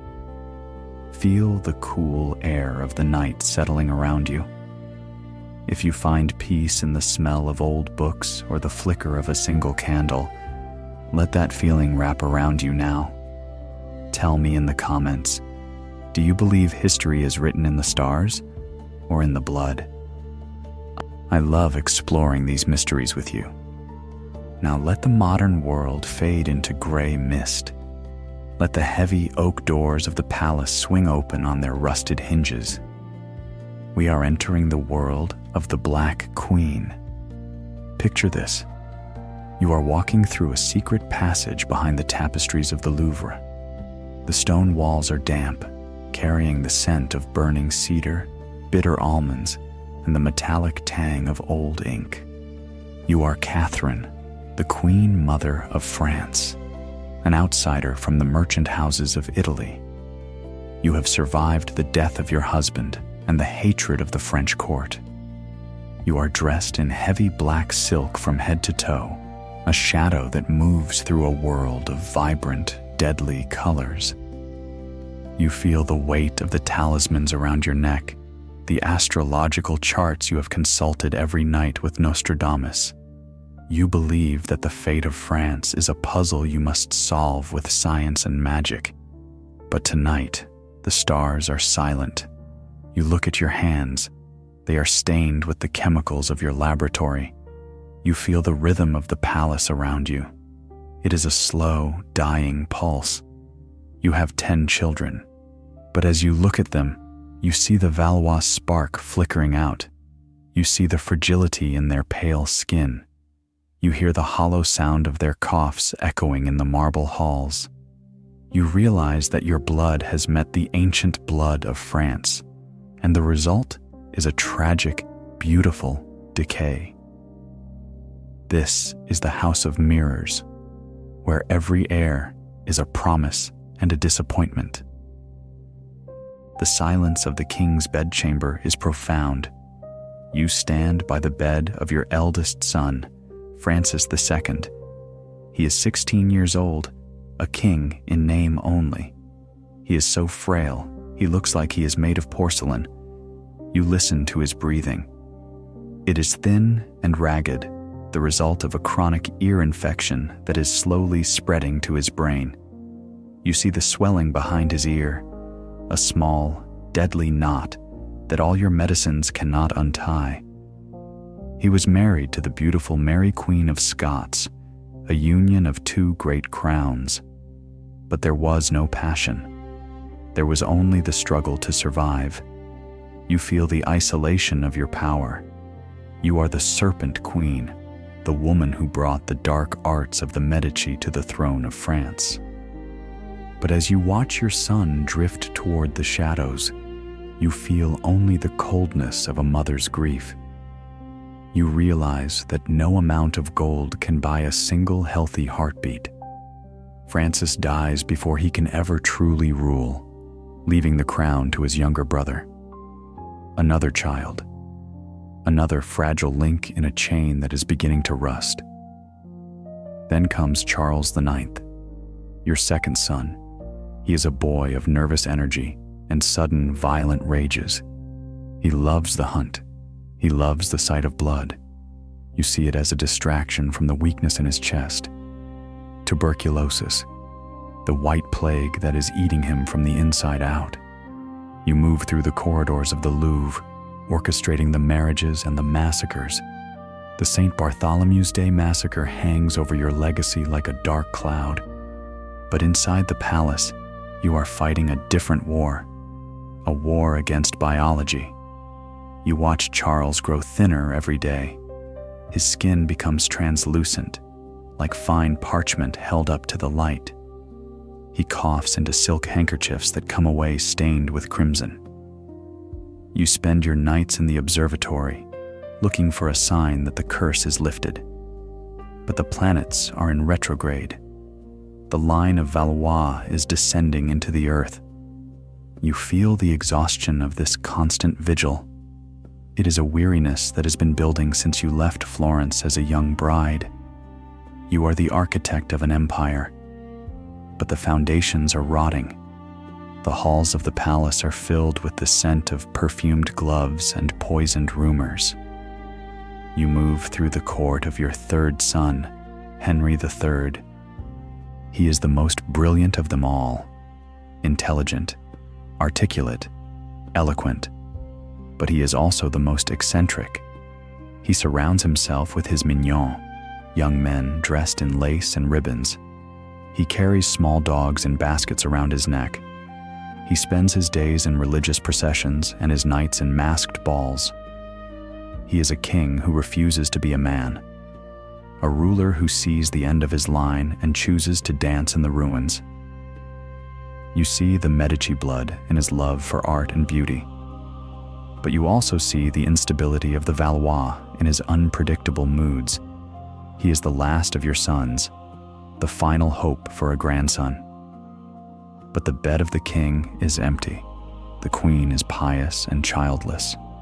You realize that the knot has finally become a noose. The family tree of Valois has reached its final twisted branch. You spend your final years in the Château de Blois. The wind from the Loire River rips through the stone balconies. You are old. You are tired. The black silk of your mourning dress feels like a second skin. You look at the portraits of your children, so many of them gone before their time. You think of your daughters, Margot, Elizabeth, Claude. They were beautiful pawns in your game of chess, but they too carried the weight of the family decay. You feel the coldness of the stone floor as you kneel for your evening prayers. You ask the stars why they gave you so much power and so little life.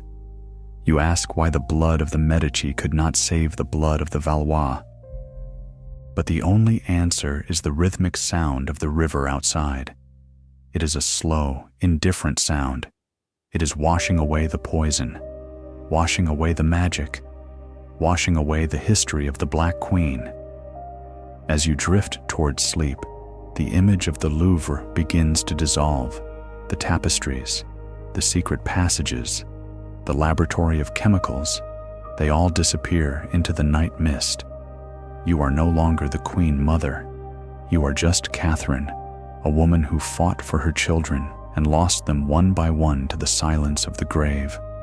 You feel the weight of the talismans finally falling away. The tension in your spirit is gone. You are floating on a dark, quiet lake. The sound of the wind is a soothing, rhythmic whisper. It is a lullaby, a reminder that even the most complex dynasties eventually find their rest.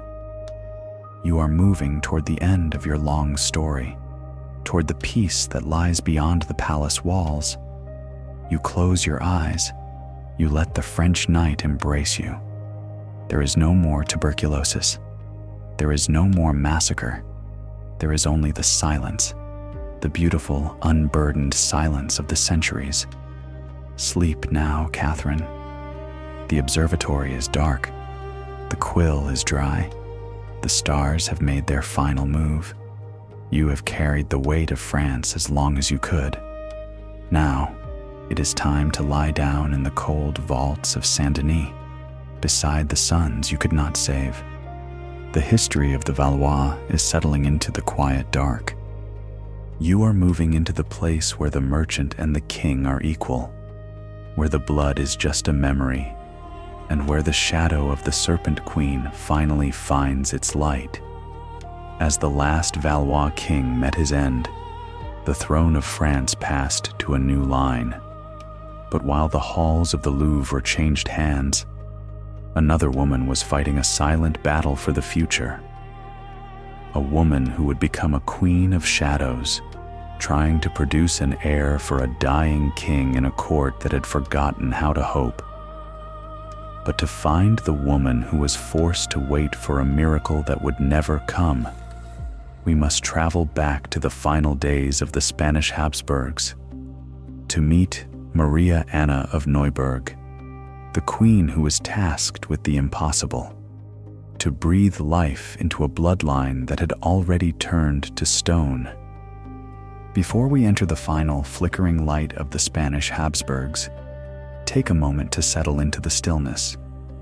Let your body feel heavy and relaxed, and imagine the world outside turning to gray and silver as the sun sets over the rugged hills of Spain.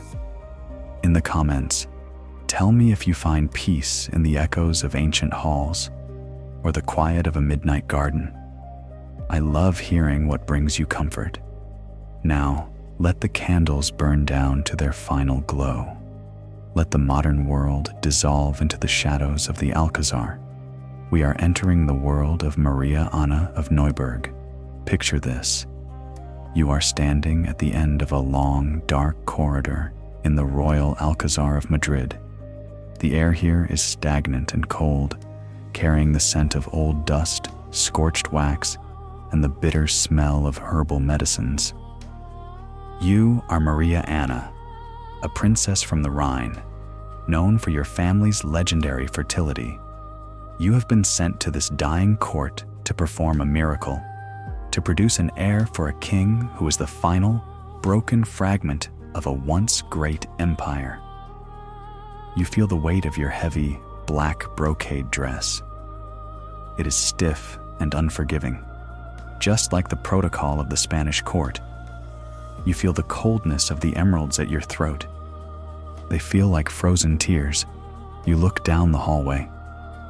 It is a labyrinth of shadows where the portraits of your predecessors watch you with their heavy, distorted jaws and their tired eyes. You feel the rhythm of this palace. It is not a heartbeat. It is a countdown. You are the second wife, the final hope. But as you walk toward the king's chambers, you realize that you are walking into a tomb that is still trying to be a palace. You feel a sudden chill in your marrow, a realization that the purity of the blood you have been told to protect is the very thing that has turned this world into stone. The silence of the royal bedchamber is a heavy, physical presence. You stand by the canopy bed, and you see him, Charles II, your husband, the King of Spain. He is a man who was never allowed to be a child. He is the result of centuries of cousins marrying cousins and uncles marrying nieces. His jaw is so heavy and so long that he cannot chew his food. His tongue is so large that his speech is a difficult, slurred whisper. He is frail. He is exhausted by the mere act of existing. They call him El Hechizado, the bewitched, because the world cannot believe that nature could be so cruel without the help of dark magic. You look at him, and you do not see a king.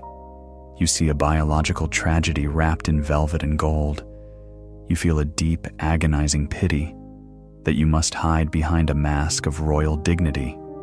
You are tasked with bringing a child from this man, a son to carry the crown. But as you touch his cold, trembling hand, you know the truth. You are trying to plant a garden in a desert of ash. The knot has been tied so tight that there is no life left in the thread. You spend your nights in prayer, surrounded by the flickering light of 100 silver lamps. But the only answer you hear is the rhythmic dripping of water somewhere in the stone walls. It is a slow, steady sound, marking the seconds of a dynasty that is fading away.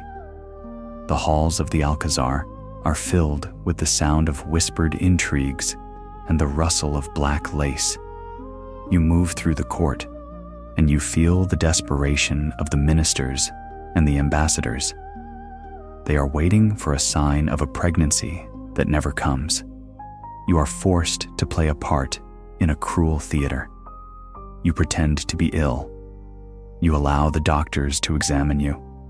You even find yourself faking the signs of a child to keep the wolves at bay for a few more months. You are a queen of shadows, ruling over a nursery that remains stubbornly empty. You find yourself wandering into the rooms that were meant for a prince. The cradles are beautiful, carved from the finest woods and lined with the softest silks. But they are silent. There is no sound of a heartbeat, no cry of a new life. There is only the dust motes dancing in the slivers of sunlight. You realize that your fertility, the very thing that made you valuable, is useless here. You are like a vibrant, green branch grafted onto a tree that has already died at the roots. You feel a sense of isolation so profound that it feels like a physical ache in your chest. You are the Queen of Spain, but you are a ghost in a house of mirrors. The years pass like heavy gray clouds moving over a barren landscape. You watch as the king grows weaker every day. His body is failing. His mind is wandering into the shadows. He spends his time obsessed with the dead. He orders the tombs of his ancestors to be opened so he can look at their remains. You stand beside him in the cold vaults of the Escorial. The smell of the earth and the ancient stone is overwhelming. You see the bodies of the Habsburgs, their distorted features preserved in death. You realize that Charles is looking for his own reflection among the dead. He is searching for a home where he will finally be at peace. You feel the royal web tightening around you one last time. You are the guardian of a dying light. You are the witness to the end of an era. You spend your nights writing letters to your family in Germany. Your words are filled with a quiet, weary resignation. You have done your duty. You have endured the whispers. You have carried the weight of the silver keys and the hollow crown. But the miracle did not happen. the blood was too tired to flow into a new generation. The end comes with the sound of a fading winter wind. Charles is on his deathbed. The room is filled with priests and physicians. The atmosphere is heavy with the scent of incense and the low, rhythmic chanting of the Miserere. You sit by his side, holding his hand until the very end. When he draws his final ragged breath, the silence that follows is absolute. The House of Habsburg in Spain has ended, not with a battle, but with a quiet, lonely sigh. You feel a strange sense of release. The theater is over. The curtain has fallen on 2 centuries of clean blood and tragic marriages. You are no longer the wife of the bewitched. You are a widow in a land that is about to be torn apart by war. You walk out onto the balcony of the palace. The city of Madrid is dark. The stars are bright and indifferent. You look at the family tree in your mind. You see the twisted branches and the intertwined roots. You see the knot finally falling apart. The wood is dry. The leaves are gone. But the ground is finally clear. As you drift towards sleep, the image of the Alcazar begins to dissolve. The long corridors, the empty cradles, the silver lamps, they all disappear into the soft gray mist. You are no longer Maria Anna. You are no longer the queen. You are just a woman who survived the impossible. You feel the weight of the emeralds finally falling away. The tension in your spirit is gone. You are floating on a dark, quiet river, moving away from the stone walls of Spain, toward a horizon where the names of kings no longer matter. The sound of the wind is a soothing, rhythmic whisper. It is a lullaby, a reminder that even the most powerful dynasties must eventually return to the earth. You are moving toward the end of your story, toward the peace that lies beyond the palace. You close your eyes. You let the Spanish night embrace you. There is no more protocol. There is no more fake pregnancy.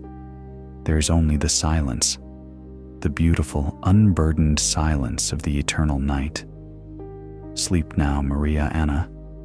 The candles have burned out. The bells have stopped tolling. The history of the Habsburgs is settling into the quiet dark. You have carried the hope of an empire as long as you could. Now, it is time to lay it down in the dust. You are moving into the place where the bloodlines end and the peace begins, where the heart is finally free from the burden of the crown. The night is deep, the forest is quiet, and the story of your blood is reaching its final, silent chapter. As the last Habsburg king of Spain was laid to rest, the map of Europe began to change. The crowns shifted, the borders moved.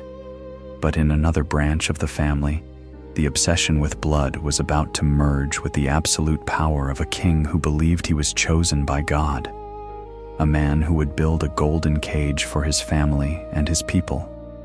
But to find the women who were caught in the web of the Sun King and the shifting tides of the French and Spanish branches, we must return to Versailles to see how the Bourbon entanglement would eventually lead to a tragedy that not even the most brilliant court in the world could foresee.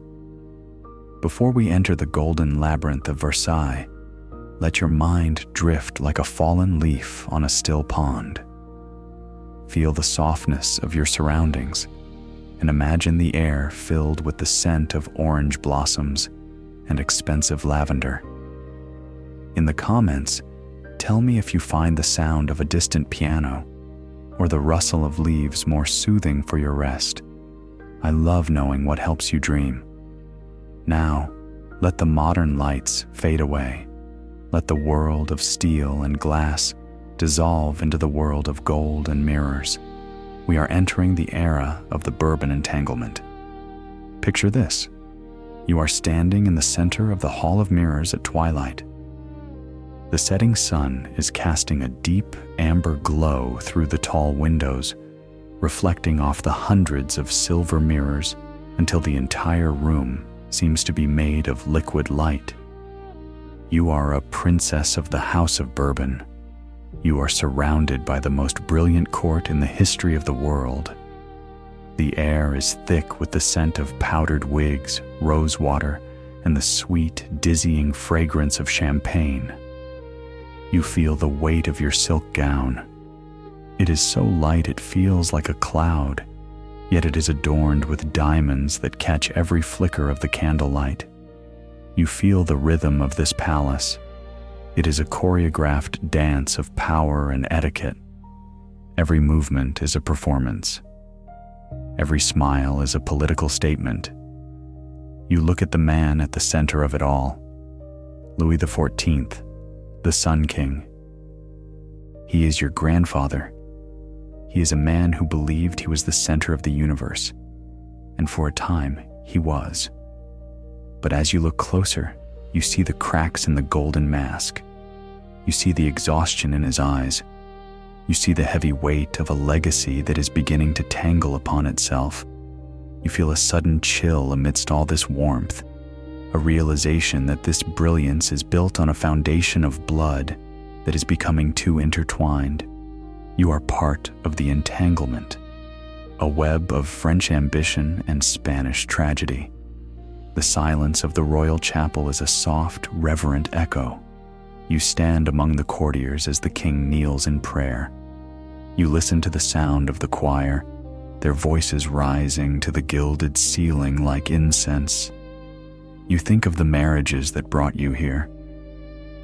Your grandmother was Maria Theresa of Spain, the woman who brought the Habsburg mark into the French line.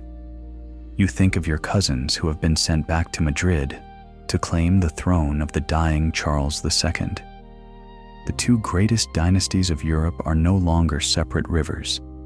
They have merged into a single swirling pool.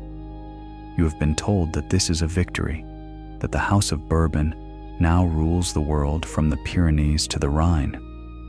But you see the price of this victory in the faces of the children in the nursery. You see the same paleness that haunted the Escorial. You hear the same fragility in their laughter.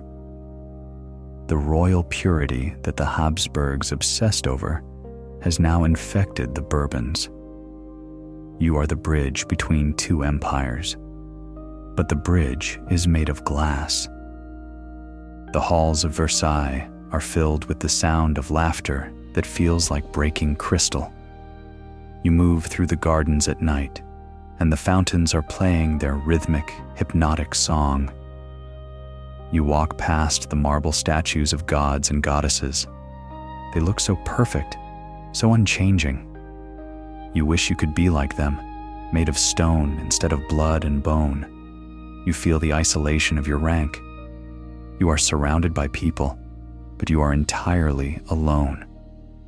Your life is a series of rituals designed to prevent you from ever truly being yourself. You spend hours in the morning being dressed by women you barely know.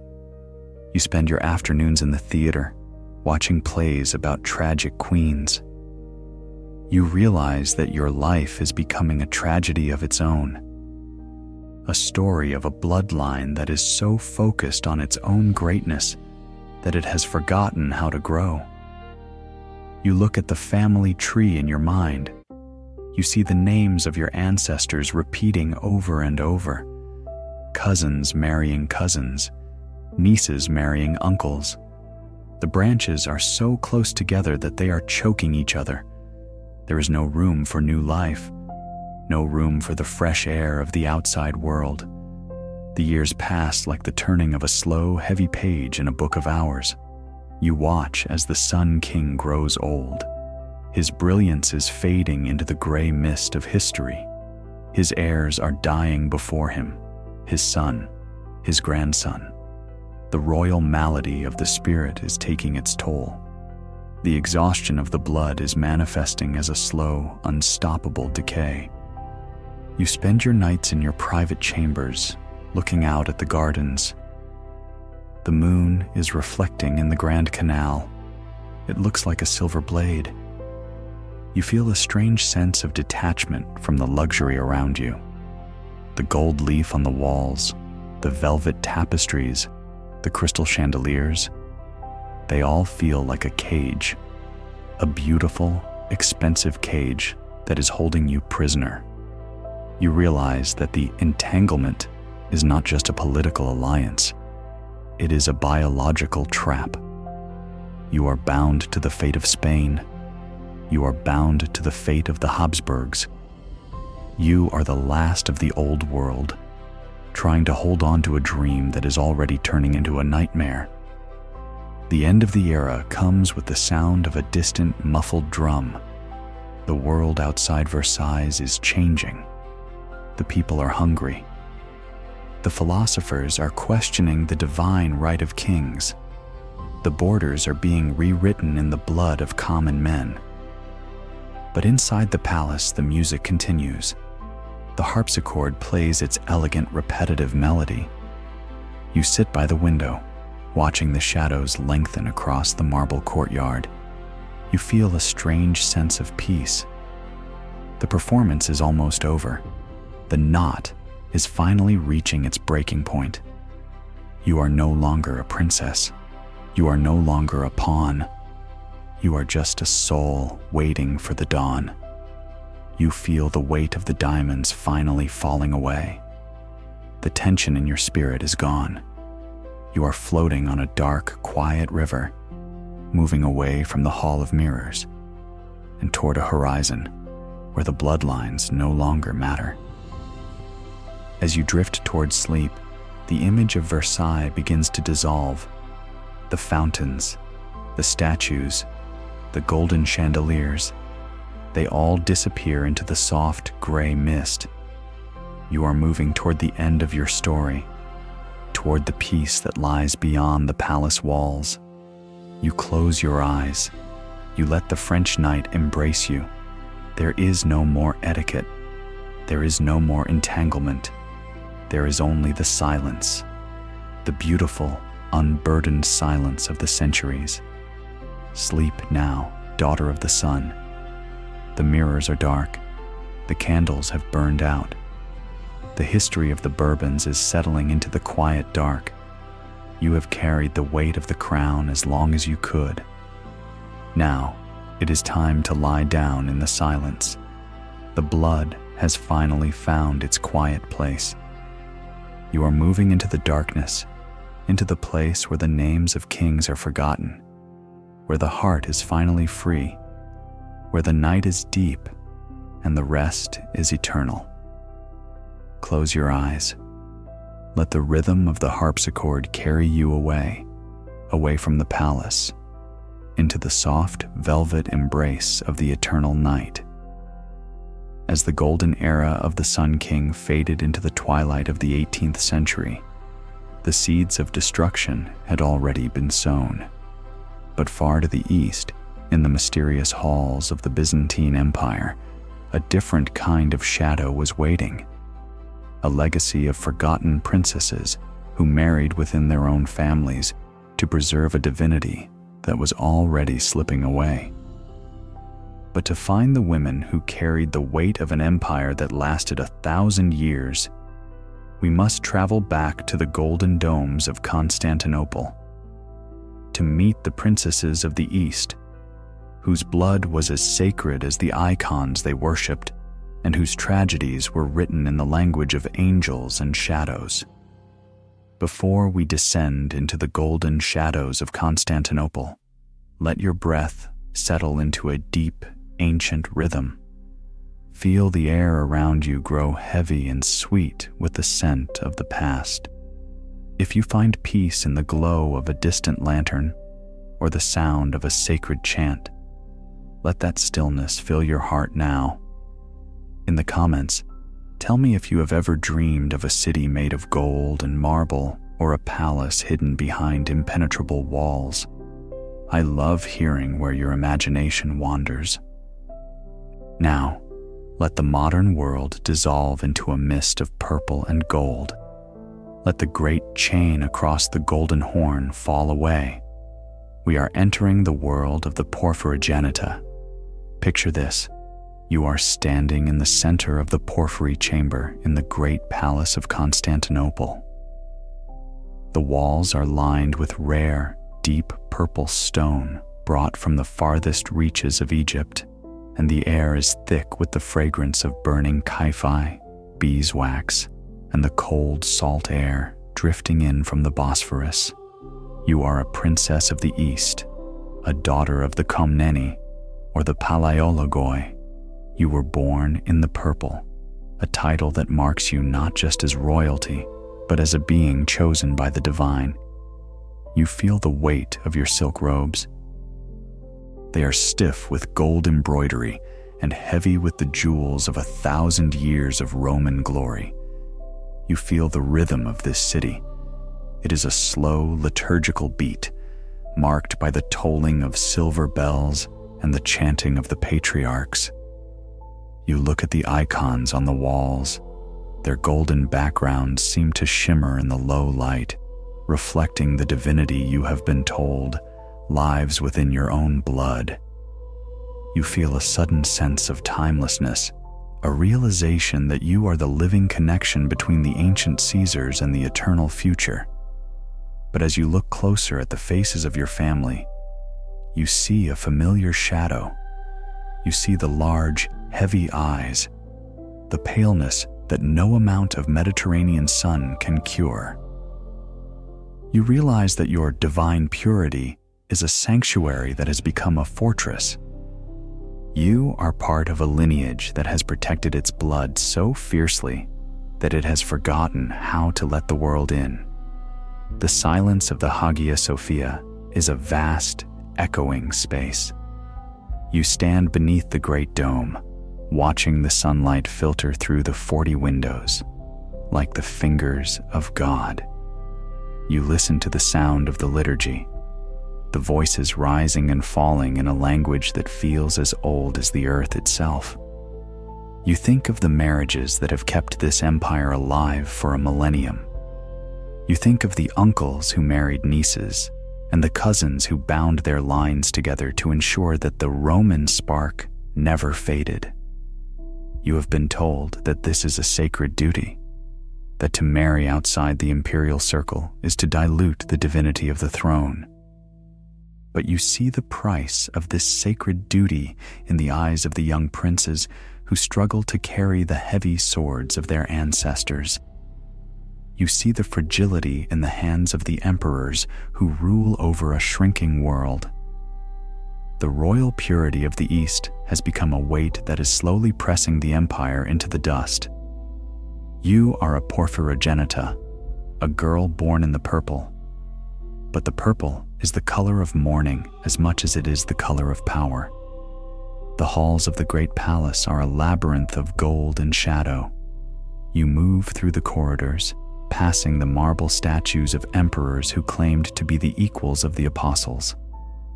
You find the court of the East to be a place of rigid ceremony and secret betrayals. Every movement is a ritual. Every word is a prayer. You are expected to be an icon of perfection, a silent, unmoving image of the Roman dream. You feel the isolation of your divinity. You are surrounded by eunuchs, priests, and generals, but you are entirely separate from them. Your life is governed by a protocol that has not changed in 500 years. You spend your days in the gyneconitis, the women's quarters, surrounded by the smell of rosewater and the sound of the psalms. You realize that your beauty is being preserved for a bridegroom who is already your kin, a man who will look at you and see not a woman, but a piece of the divine puzzle. You look at the family tree in your mind. It is a golden tapestry where the threads are woven so tightly that they have become a single, inseparable knot. There is no room for the fresh air of the barbarian world, no room for the vibrant life that exists beyond the Theodosian walls. The years pass like the slow, rhythmic turning of a prayer wheel. You watch as the empire grows smaller. The enemies are at the gates, the Crusaders from the west, the Turks from the east. The divine blood is being tested as never before. You spend your nights on the roof of the palace, watching the stars reflect in the dark waters of the Marmara Sea. You feel a strange sense of resignation. The gold leaf on the icons is peeling. The marble in the forum is cracked. The knot is finally reaching its inevitable end. You realize that the obsession with Roman purity was a shield that turned into a shroud. You are the last of the Porphyrogenita, trying to hold on to 1,000 years of history while the walls are crumbling around you. You feel the weight of your jewelry, the heavy collars of pearls, and the bracelets of solid gold. They feel like the chains of a sinking ship. The end of the empire comes with a sound that shakes the heavens, the roar of the great cannons, the shouting of the final defenders. The silence of the Hagia Sophia is broken forever. You sit in your chamber, listening to the echoes of the fall. You feel a strange sense of peace. The performance is over. The divine dream has returned to the shadows. You are no longer a princess. You are no longer the daughter of the Caesars. You are just a soul, finally free from the burden of the purple stone. You feel the weight of the gold finally falling away. The tension in your spirit is gone. You are floating on a dark, quiet river, moving away from the golden domes of Constantinople and toward a horizon where the bloodlines no longer matter. As you drift towards sleep, the image of the great palace begins to dissolve. The porphyry chamber, the silver bells, the icons of the saints, they all disappear into the soft gray mist of the centuries. You are moving toward the end of your story, toward the peace that lies beyond the walls. You close your eyes. You let the night of the East embrace you. There is no more protocol. There is no more divine duty. There is only the silence, the beautiful, unburdened silence of the eternal night. Sleep now, Princess of the Purple. The city is quiet. The lanterns have gone out. The history of the Romanovs of the East is settling into the quiet dark. You have carried the weight of a millennium as long as you could. Now, it is time to lie down in the silence. The blood has finally found its quiet place. You are moving into the darkness, into the place where the names of emperors are forgotten, where the heart is finally free, where the night is deep and the rest is eternal. Close your eyes.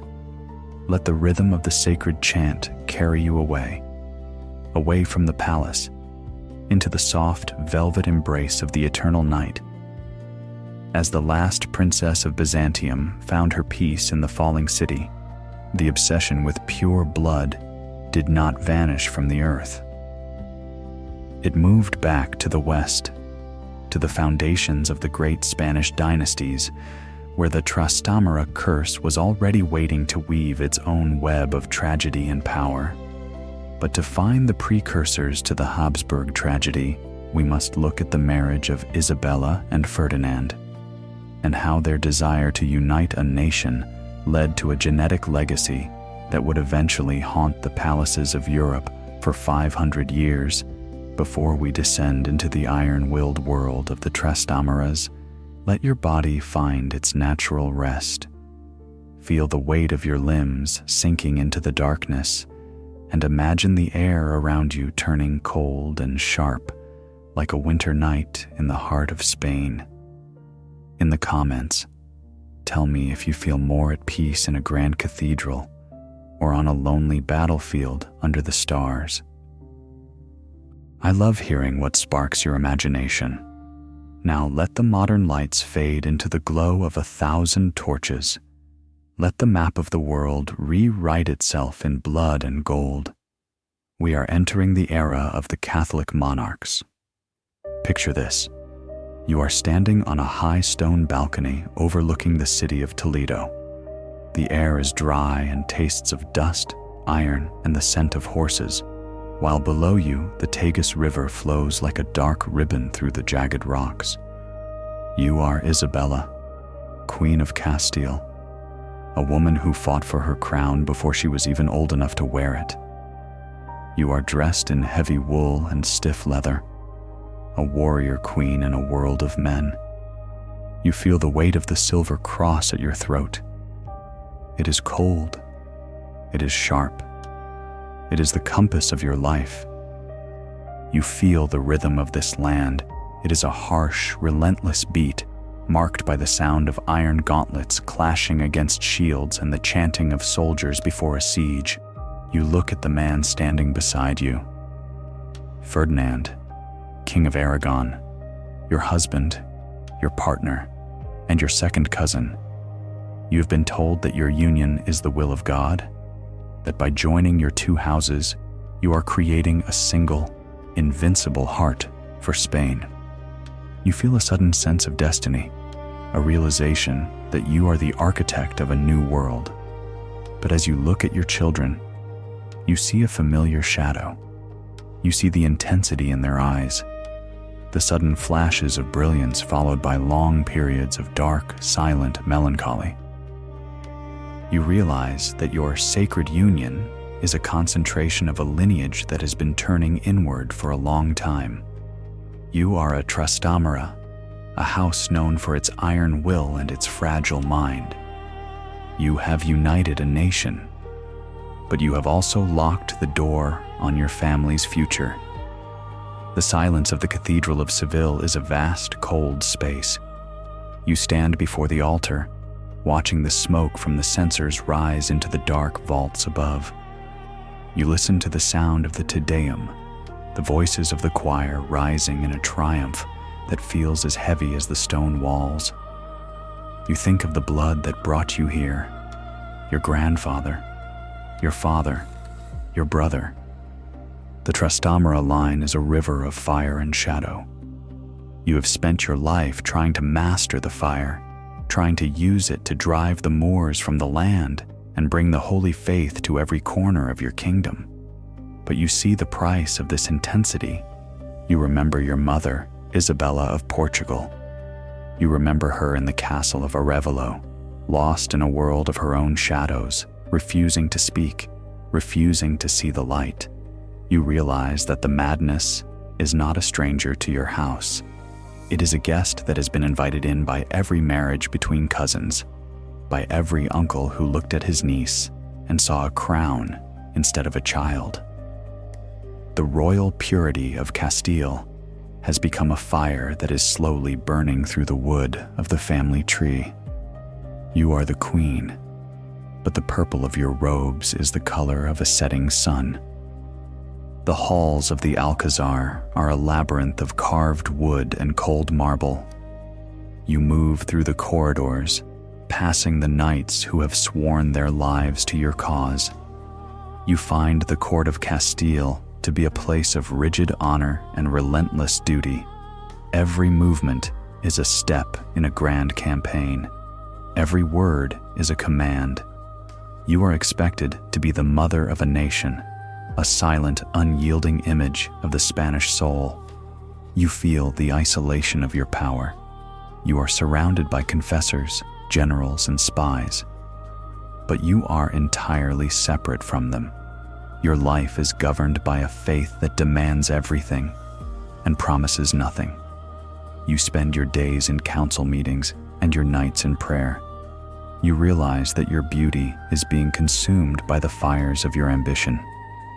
You look at your son, Juan. He is the hope of the Union, the golden prince of the new Spain. But he is frail. He is sensitive. He is a Trastámara in a world that requires a conqueror. You feel the weight of the knot tightening again. You have given him the blood of kings, but you have also given him the fragility of a dying line. You look at the family tree in your mind. It is a map of Castile where the roads all lead back to the same ancestors. There is no room for the fresh blood of the outside world. no room for the vibrancy that exists beyond the Pyrenees.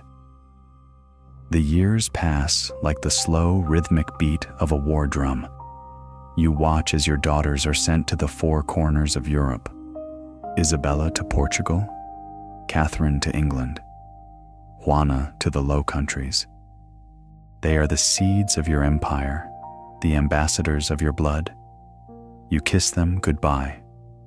You give them your blessing, but you are also giving them the curse.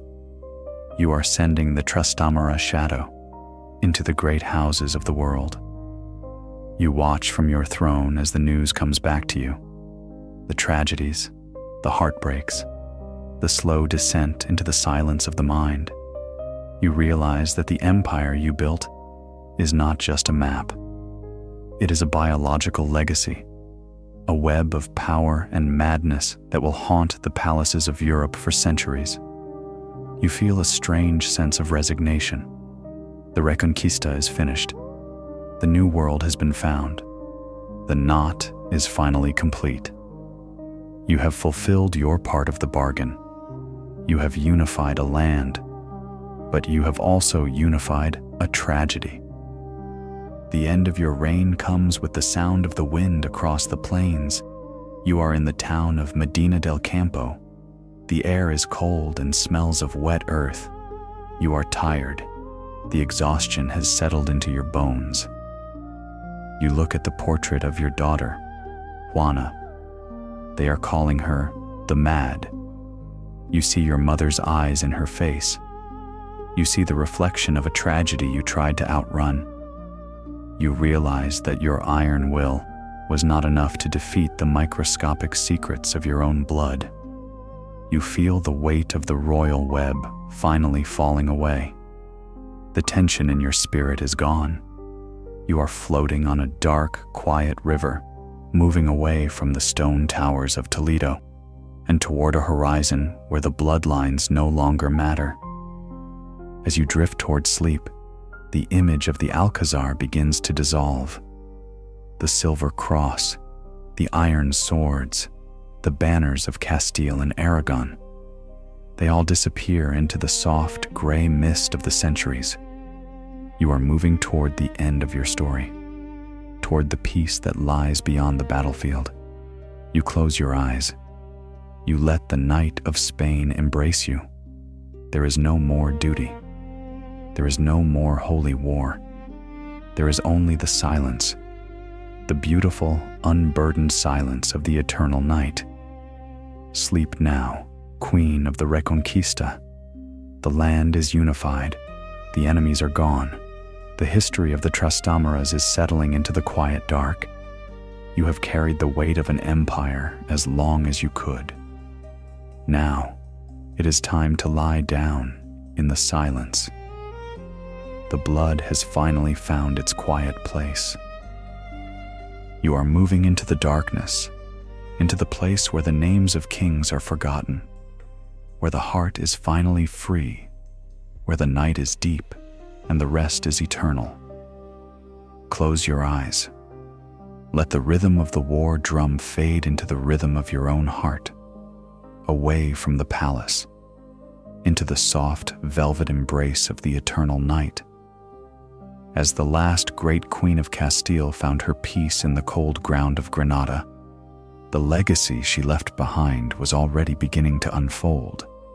But to understand how this iron-willed blood turned into the biological puzzle of the modern age, we must look at the science of the silence, to see how the laws of nature eventually reclaimed the thrones that men had tried to keep for themselves. But before we close the book on the royals, we must look at the hidden mechanics of the founder effect and inbreeding depression, to see why the most powerful families in history were ultimately defeated by the very thing they thought made them special. Before we unlock the microscopic secrets of the past, take a slow, deep breath. Feel the stillness of the room around you. If you are listening from a quiet house or a busy city, let this moment be your sanctuary. In the comments, tell me if you find peace in the order of a library, or the beautiful chaos of a garden. I love hearing what brings your mind to rest. Now, let the candles flicker and fade. Let the history of kings and queens soften into the language of the stars and the cells. We are entering the science of silence. Picture this. You are sitting in an ancient library at the dead of night. The only light comes from a single, low-burning lamp, and the air is cool, carrying the scent of old paper, leather bindings, and the dust of 1,000 years. You are not a queen. You are a scientist of the soul, an observer of the invisible threads that bind us all. You feel the weight of a heavy book in your lap. It is the book of life, written in a code that was ancient long before the first pyramid was built. You feel the texture of the pages. They are smooth and fragile, just like the history they carry. You look at the ink. It is made of 4 simple letters, repeating in a sequence that is unique to every living thing. You feel the rhythm of this library. It is a slow, steady pulse, marking the movement of generations through time. You realize that while empires rise and fall on the surface of the earth, a much deeper battle is being fought within the silence of the cell. You feel a sudden sense of awe, a realization that the purity the royals fought for was actually a misunderstanding of the very laws of nature. They believed that blood was a sacred river that must be kept from the sea. They did not know that a river that does not flow eventually turns into a stagnant pool. You are looking at the blueprint of the Habsburgs, the Bourbons, and the Ptolemies. You are seeing the knot, not as a tragedy of the heart, but as a tragedy of the code. The silence of the library is profound. You listen to the sound of your own heartbeat. It is a reminder of the vibrant, diverse world outside these stone walls. You think of the founder effect. Imagine a small room with only a few people. They are the founders of a new world. They carry with them a limited set of books, a limited set of stories. When they decide to stay in that room and only tell those few stories to each other, the library begins to shrink. The same words are repeated over and over. The same errors in the printing are copied again and again. In the outside world, a printing error is a minor thing. It is lost in the vastness of 1,000,000 other books. But in the small room, the error becomes the story. This is what happened in the palaces of Europe. A small group of people decided that their stories were the only ones worth telling. They locked the door. They turned the key, and the founder effect began its silent work. You see it in the heavy jaw of the Spanish kings. You see it in the fragility of the Russian princes. It is not a curse of the gods. It is simply the result of a limited library, a biological echo that grows louder with every generation. Then comes the inbreeding depression, a term that sounds harsh, but in the silence of the night, it feels like a slow, inevitable fading of a song. Imagine a beautiful melody played on a violin. Now imagine that same melody being recorded and re-recorded 100 times. With each copy, a little bit of the clarity is lost. A little bit of the resonance disappears. Eventually, the music is just a ghost of its former self. This is what happens when genetic diversity is lost. Nature loves variety. Nature thrives on the meeting of opposites. When the pure meets the foreign, the result is strength. It is called hybrid vigor. It is the spark that allows a bloodline to adapt and survive. But the royals rejected the spark. They chose the echo. They chose to marry their own reflection. And with each marriage, the melody grew thinner. The recessive genes, the hidden stowaways that every human carries, began to find each other in the dark. In a healthy family, these stowaways stay hidden. But in the knot of the royal family tree, they were forced into the light. They became the royal malady. They became the madness, the bleeding, and the decay. You realize that the purity they cherished was actually a lack of information, a silence where there should have been a symphony. The halls of the library are filled with the sound of the wind outside. It is a wild, unpredictable sound. It is the sound of life trying to get in. You move through the shelves, passing the volumes on the Habsburgs and the Valois. You see the patterns clearly now. You see that the knot was a biological dead end, a place where the tree stopped growing because it had nowhere else to turn. You look at the family trees. They do not look like trees at all. They look like circles, like serpents eating their own tails. You feel a deep, quiet pity for the people who lived inside these circles. They thought they were the pinnacle of creation. They thought they were closer to the divine. But the laws of genetics are indifferent to crowns and titles. They are the same for the king and the peasant. They are the same for the eagle and the mouse. You realize that the obsession with royal blood was a vanity that cost them everything. It was a refusal to participate in the grand, messy, beautiful dance of life. The years of research have led you to this moment of stillness. You watch the dust motes dancing in the faint light of the lamp.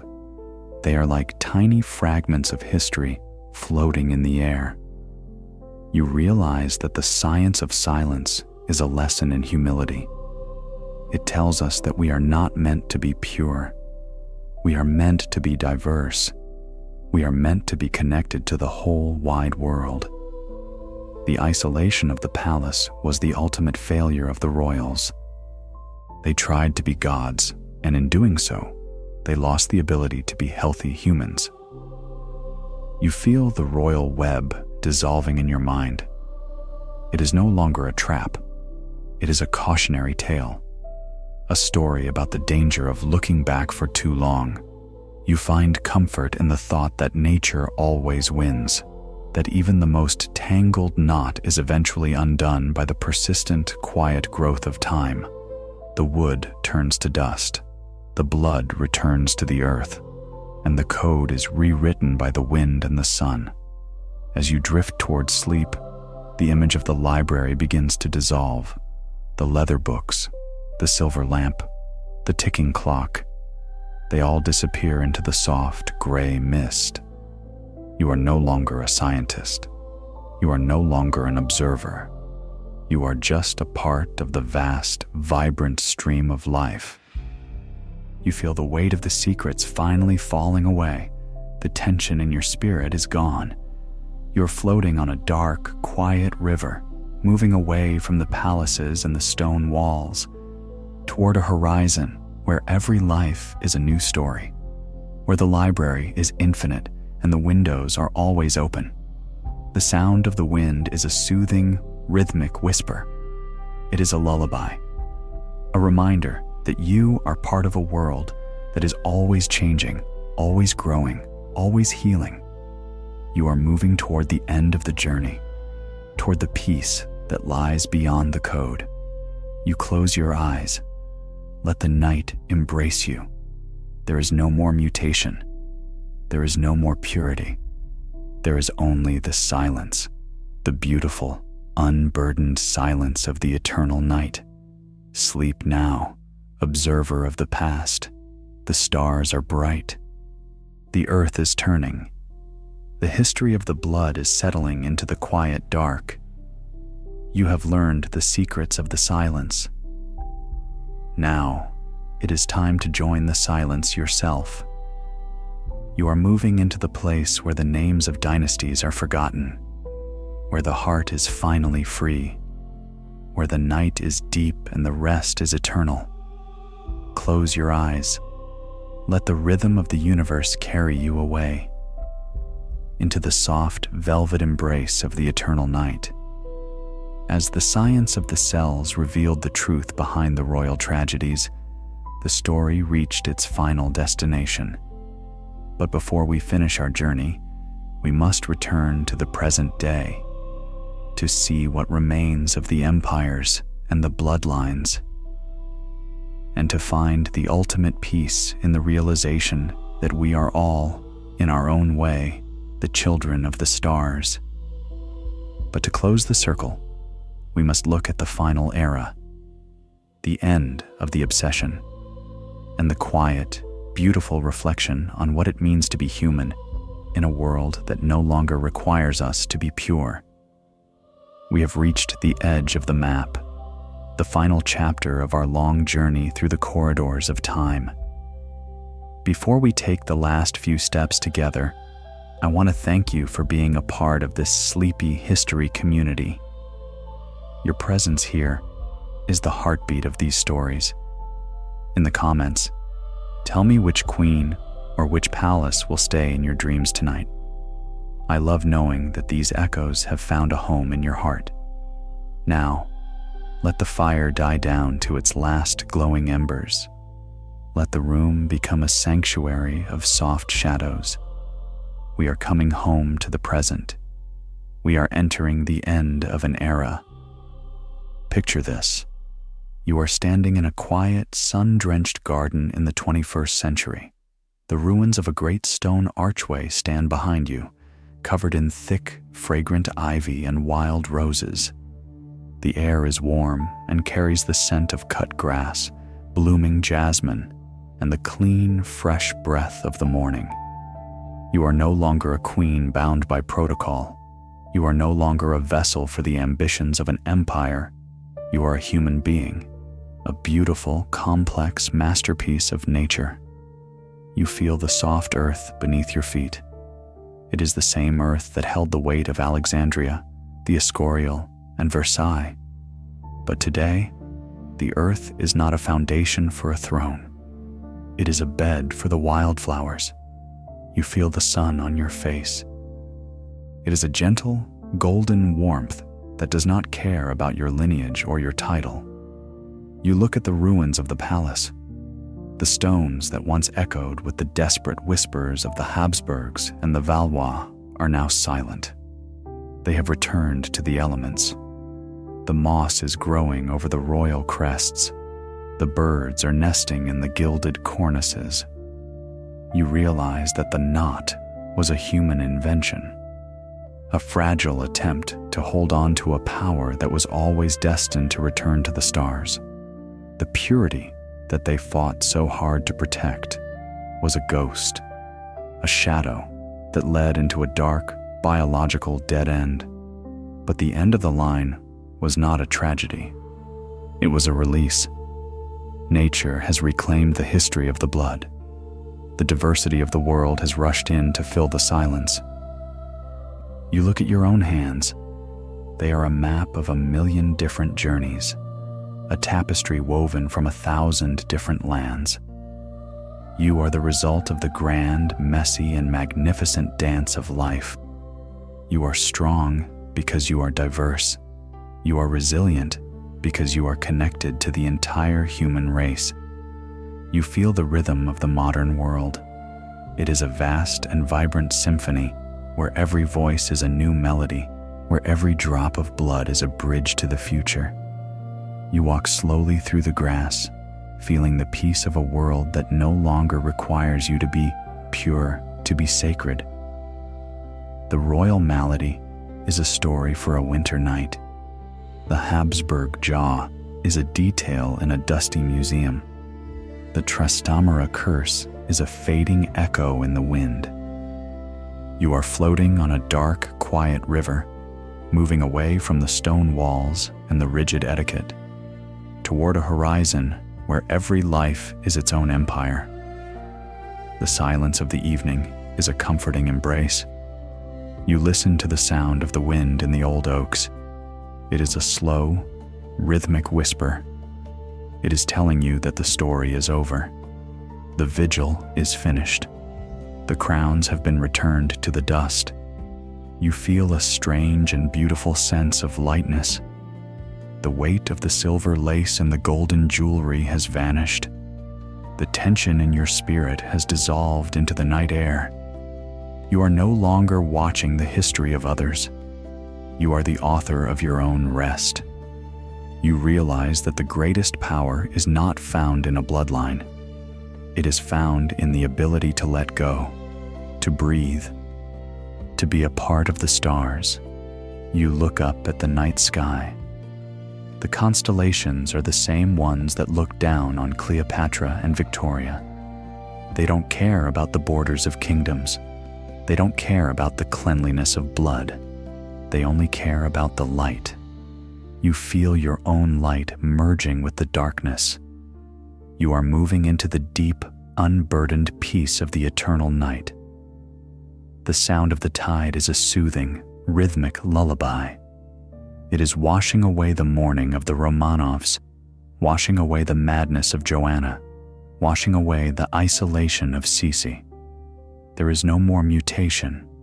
There is no more genetic trap. There is only the silence. The beautiful, unburdened silence of a heart that is finally free. As you drift toward the deepest sleep, the images of the palaces fade into a soft, gray mist. The Hall of Mirrors, the Porphyry Chamber, the Winter Palace, they are all gone. There is only the warmth of your bed. There is only the steady rhythm of your breath.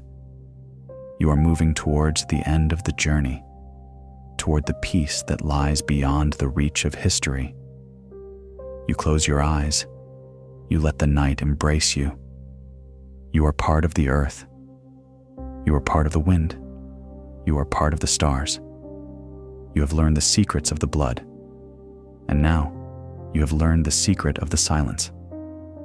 It is the place where all stories end and all dreams begin. You are safe. You are at rest. The night is deep. The forest is quiet. And the story of the royal blood has reached its final silent page. Sleep now. Let the universe carry you away into the soft, velvet embrace of the eternal night. As you drift toward the deepest edge of sleep, the palaces begin to disappear into a soft and distant gray. The Hall of Mirrors fades first, its golden light dimming into silence. Then the Porphyry Chamber, once so sacred and so still, dissolves like a memory too old to hold. Then the Winter Palace, with all its sorrow, all its grandeur, all its frozen loneliness, slips quietly into the mist. And at last, none of it remains. No throne, no crown, no bloodline, no burden. There is only the warmth of your bed, only the gentle rise and fall of your breath, steady as a lullaby, faithful as a heartbeat that has finally laid down its grief. You have traveled so far tonight, through chambers of gold, through corridors of mourning, through dynasties that tried so desperately to defeat time, fate, and the quiet laws of life itself. And now, you are beyond all of them, beyond the reach of palaces, beyond the ache of inheritance, beyond the long shadows of history.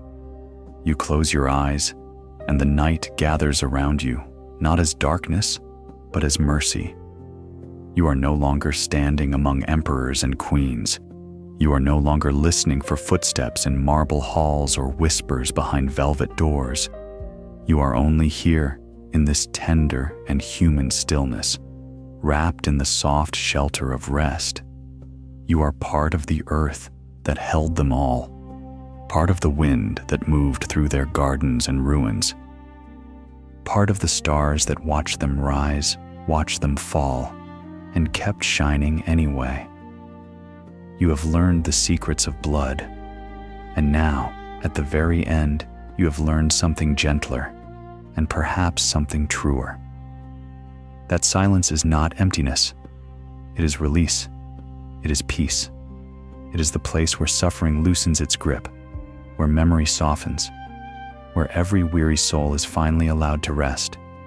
It is the place where all stories end, and where, somehow, all dreams begin. So let the last page close softly now. Let the history of royal blood fall still in your hands like an old letter, finally read, finally understood, finally set down. You are safe here. You are held here. You are deeply, completely at rest. The night is deep. The forest is quiet. The world has gone still around you. And somewhere beyond thought, beyond memory, beyond even so sleep now, let into the hush, into the soft,